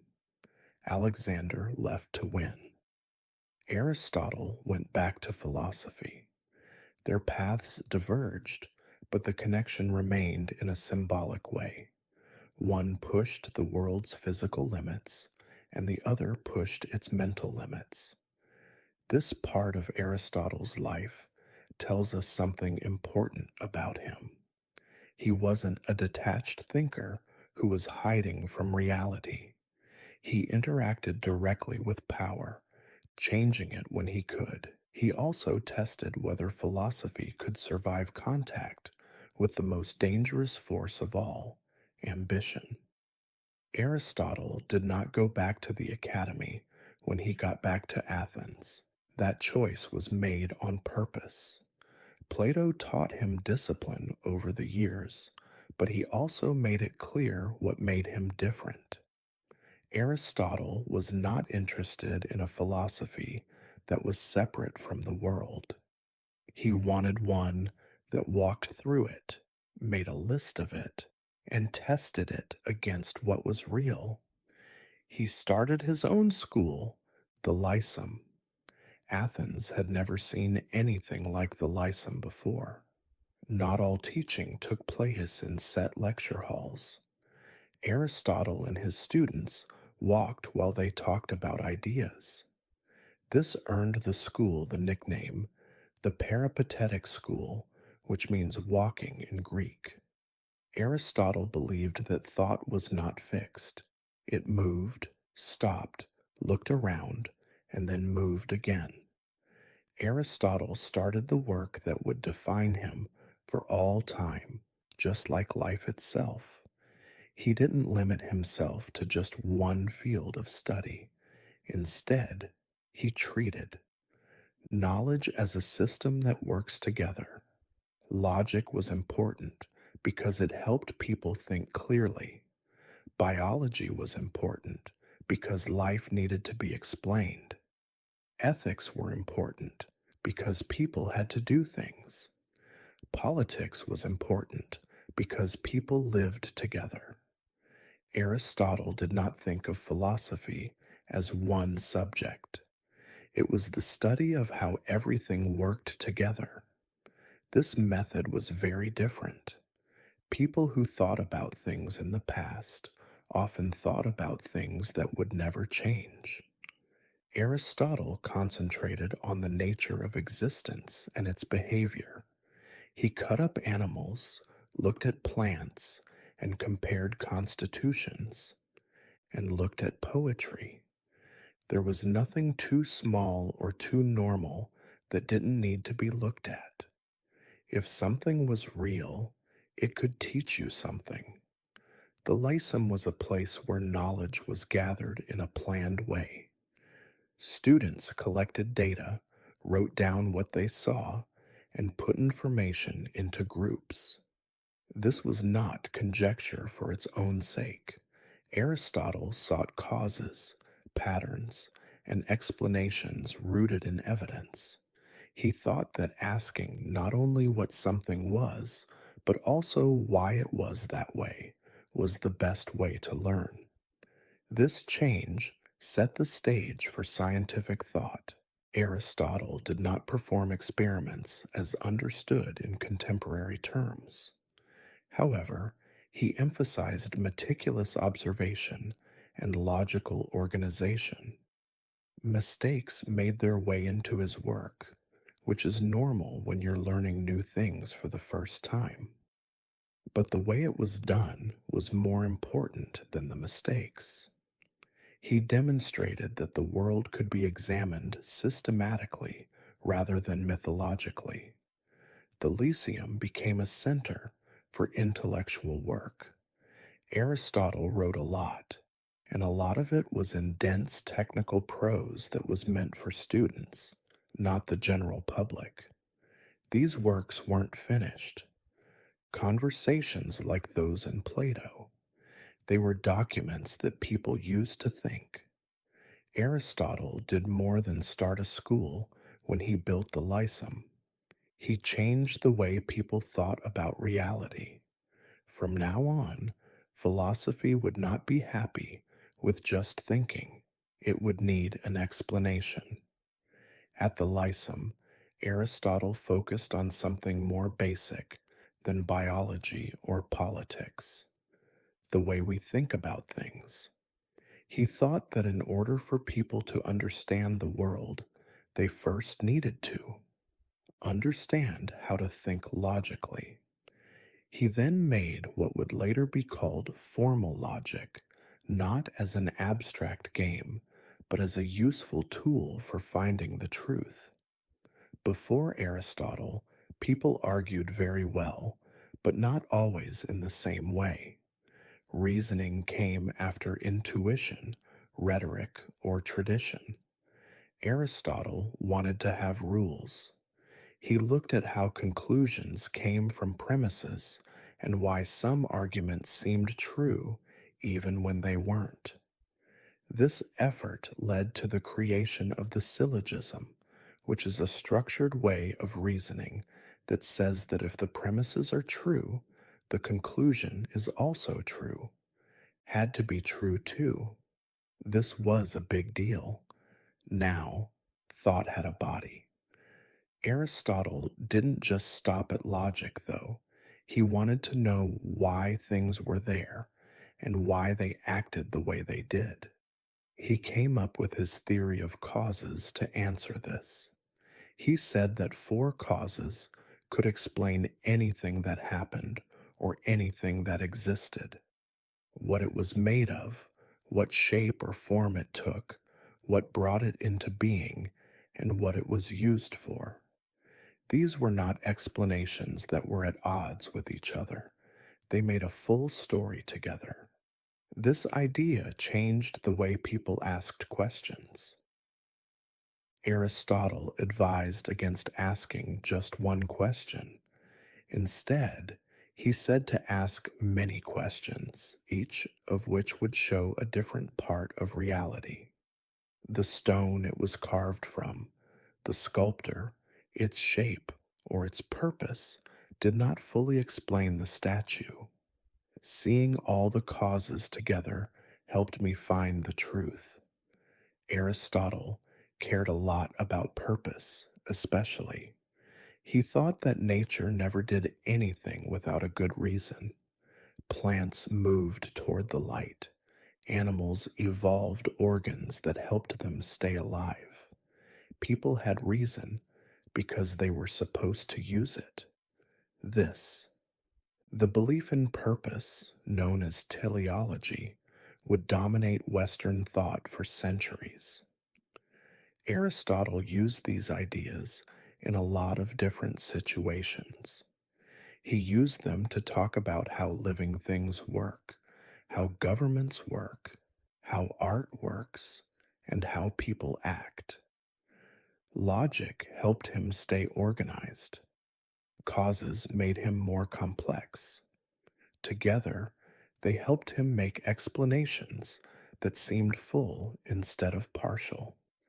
Some of Aristotle's ideas, especially his ideas about purpose in nature, would eventually be rejected by modern science, but it got his drive from him to give a systematic explanation of the world. Even when later thinkers disagreed with him, they did so on ground he had already set. Aristotle did something very unusual in this part of his life. He didn't just give answers, he made the tools that people could use to find answers.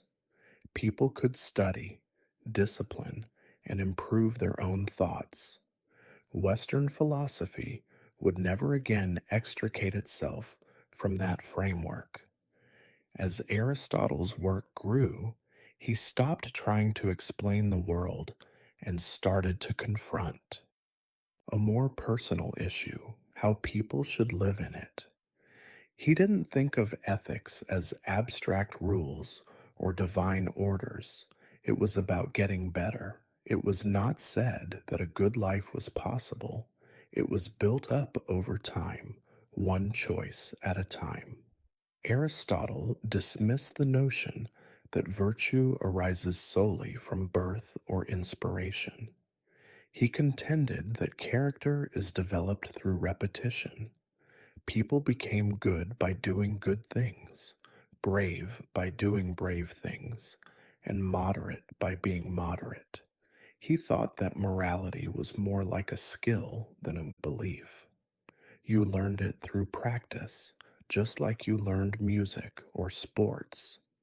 His idea of the mean was a big part of this vision. Between extremes was where virtue was. Bravery was in the middle of being cowardly and being reckless. Being generous is somewhere between being stingy and wasting money. What was right to do depended on the situation, the person's judgment, and their past experiences. There was no one size fits all answer that could take the place of wisdom. This made Aristotle's moral philosophy hard to follow. You couldn't get someone else to do your moral thinking for you. You had to work on it. Joy, or the end goal, was to thrive. But Aristotle did not say that happiness is pleasure or comfort. He said it was a life of action based on reason. People were smart animals, and to live well meant using that smartness to the fullest. A life devoid of contemplation, irrespective of its comfort, failed to realize its potential. Aristotle thought that ethics and community were closely linked. No one became virtuous by themselves. Character was shaped by families, friends, and the way politics worked. Laws were important because they taught people over time. Bad laws made people do bad things. Virtue was easier to achieve because of good laws. So, ethics and politics were the same thing. This perspective rendered Aristotle both pragmatic and contentious. He thought that hierarchy was natural and that not everyone could be virtuous in the same way. Some of his conclusions, particularly about women and enslaved individuals, illustrated the constraints of his society rather than universal truths. But even here, he used the same method. He looked at the structures that were already there and tried to explain how they worked, not how they should have worked. The realism of Aristotle's ethics is what makes them last. He did not promise to be perfect morally. He said things would get better. He admitted that he was weak, had bad habits, and had failed, but he said that effort and reflection could change a person's character. Aristotle presented ethics as a lifelong practice instead of a mere rule book, providing a unique perspective in ancient philosophy that emphasized daily living rather than isolated acts of heroism. He thought that a person's life was really made. Aristotle did not see politics as a dirty necessity or a secondary concern. It was the next step in ethics. Ethics inquired about the manner in which an individual ought to exist, while politics examined the way in which individuals should coexist. He thought that a good life was not possible without a well organized community. People weren't meant to live by themselves, they were naturally political creatures. Aristotle treated politics like he treated biology. He studied by comparing and watching dozens of city states, looking at their laws, customs, and how they are organized. He didn't try to come up with a perfect society in his head. Instead, he looked at real ones to see what worked, what didn't, and what lasted. For him, political theory started with facts. He put governments into groups based on whether they were run by one person, a few people, or many people. But what mattered more than who ruled was why they ruled. Legitimate governments worked for the common good, those who only cared about their own interests. Were dishonest, kingship could turn into tyranny, aristocracy might turn into oligarchy, democracy could turn into mob rule.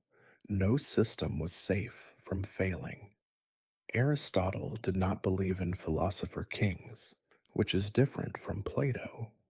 He didn't trust perfection. He preferred mixed systems that kept power in check and kept extremes in check. Being stable was more important than being idealistic. It was better to have a government that lasted and let people live well than one that promised greatness and caused chaos. Law was very important. Part in this vision, good laws taught people over time, changing their habits and what they expected. Politics wasn't about making big changes all at once. It was about slowly growing. Changes that happened too quickly could have ruined the character they were meant to improve. But Aristotle's political ideas also show where he fell short. He thought that slavery was natural and that some people were meant to be ruled. He kept women from fully participating in politics. These opinions weren't random, they showed the social limits of his world. Aristotle examined reality as it existed and occasionally struggled to conceive alternative possibilities. But his method was still important. He made politics a subject of reason by basing it on human behavior instead of divine command. It was possible to study power. It was possible to compare constitutions. Failure could be elucidated. Aristotle's political philosophy did not focus on utopia. It was about dealing with flaws. He knew that people were flawed and driven by their wants, fears, and ambitions. Politics' job was not to erase those traits, but to direct them into something stable. In this way, Aristotle set the stage for political realism. Governments would come and go, but the first step to being a good leader was to understand why they did. As Aristotle's ideas spread, so did anger, even though perfection was still out of reach. Athens was a city that loved philosophy, but it also killed Socrates when his ideas became too much for them. Aristotle had a deep understanding of this history, and close to the end of his, it would be one of the most important decisions he ever made. After Alexander the Great died, Athens quickly turned against anything that had to do with Macedonian power. Aristotle, who had lived and taught in Athens for many years, was suddenly in danger. His past as Alexander's tutor and his ties to Macedonia became problems. Philosophy did not shield him from politics. It never did. He was accused of impiety, which is the same thing that was said about Socrates. The atmosphere was more important than the details. Aristotle saw the pattern. Athens wanted a sign to punish, not a truth to find. He is famous for saying that he would not let the city sin against philosophy twice. He opted for exile instead of facing trial. This choice shows a side of Aristotle that people don't usually see. He wasn't careless. He didn't make martyrdom sound like a good thing. He believed reason mattered more than symbolic sacrifice. Keeping one's work, students, and ability to think for oneself outweighed the honor of standing up to authority. He thought that wisdom meant knowing when to back off. Aristotle moved from Athens to Chalcis, where he lived a quiet life. He didn't give lectures or have public debates in his last years. Instead, he thought about things. The man who had put governments into groups now saw how unstable they could be. The person who believed in law saw how easy it was to turn law into a weapon. This exile brought to light a hard truth that Aristotle never denied. Fear made reason weak, and strength, philosophical systems, could be beautiful and strict, but they were part of societies that were emotional, reactive, and political. No amount of logic could guarantee safety. Aristotle, however, did not forsake philosophy. His work continued to be read by students even when he was in hiding. The Lyceum stayed strong. Even when people had to run away, ideas kept moving. At this point in his life, Aristotle lived by his own morals. He chose the path that kept his mind clear instead of his pride. He chose to accept flaws instead of taking a chance. Destruction, being in exile, was not a loss for him. It was the last time that philosophy had to survive the world it was trying to understand, even when that world turned against it. When Aristotle died in exile in 322 BCE, people didn't think that the world had just lost one of its most important thinkers. He didn't leave behind a political movement, an empire, or a dramatic last stand. Instead, he left behind texts that were dense, technical, and not finished in some places. Most people at the time didn't understand them. His influence has lasted for hundreds of years, would be weak, indirect, and almost gone. After he died, Aristotle's works didn't get around much in their polished form. His students kept them mostly as lecture notes, teaching manuals and internal documents. Some were copied, while others were lost. A lot of them just went away. Plato's more elegant dialogues were more popular than Aristotle's methodical prose for a while. Philosophy preferred beauty to accuracy. The true resurrection of Aristotle occurred significantly later, transcending cultural boundaries. Instead of generations. At a time when most of Europe had forgotten about it, Islamic scholars kept, translated, and added to his work. People studied, talked about, and improved his logic, metaphysics, and natural philosophy a lot. When these works came back to Europe in the Middle Ages, they weren't just interesting things. They came as a group. Aristotle became the most important person in education. His logic shaped the way people argued. His categories determined the division of reality. His morals shaped discussions about virtue. His political views had an effect on ideas about how to run a government. For almost 2,000 years, people in the West had to think about Aristotle, whether they agreed with him or not. His influence even reached the scientific revolution, which changed many of his ideas. Early scientists set themselves apart by rejecting Aristotle because he had defined the field so well. His mistakes were important because his questions were basic. What makes Aristotle's legacy so special is not that he was always right. He was wrong a lot. He thought that everything could be studied, organized, and understood through logic. He wouldn't let philosophy be just about the soul or the heavens. He brought it into everyday life, as well as into plants, animals, laws, and friendships. Aristotle did not present a singular doctrine to the world. He made it a habit of thought.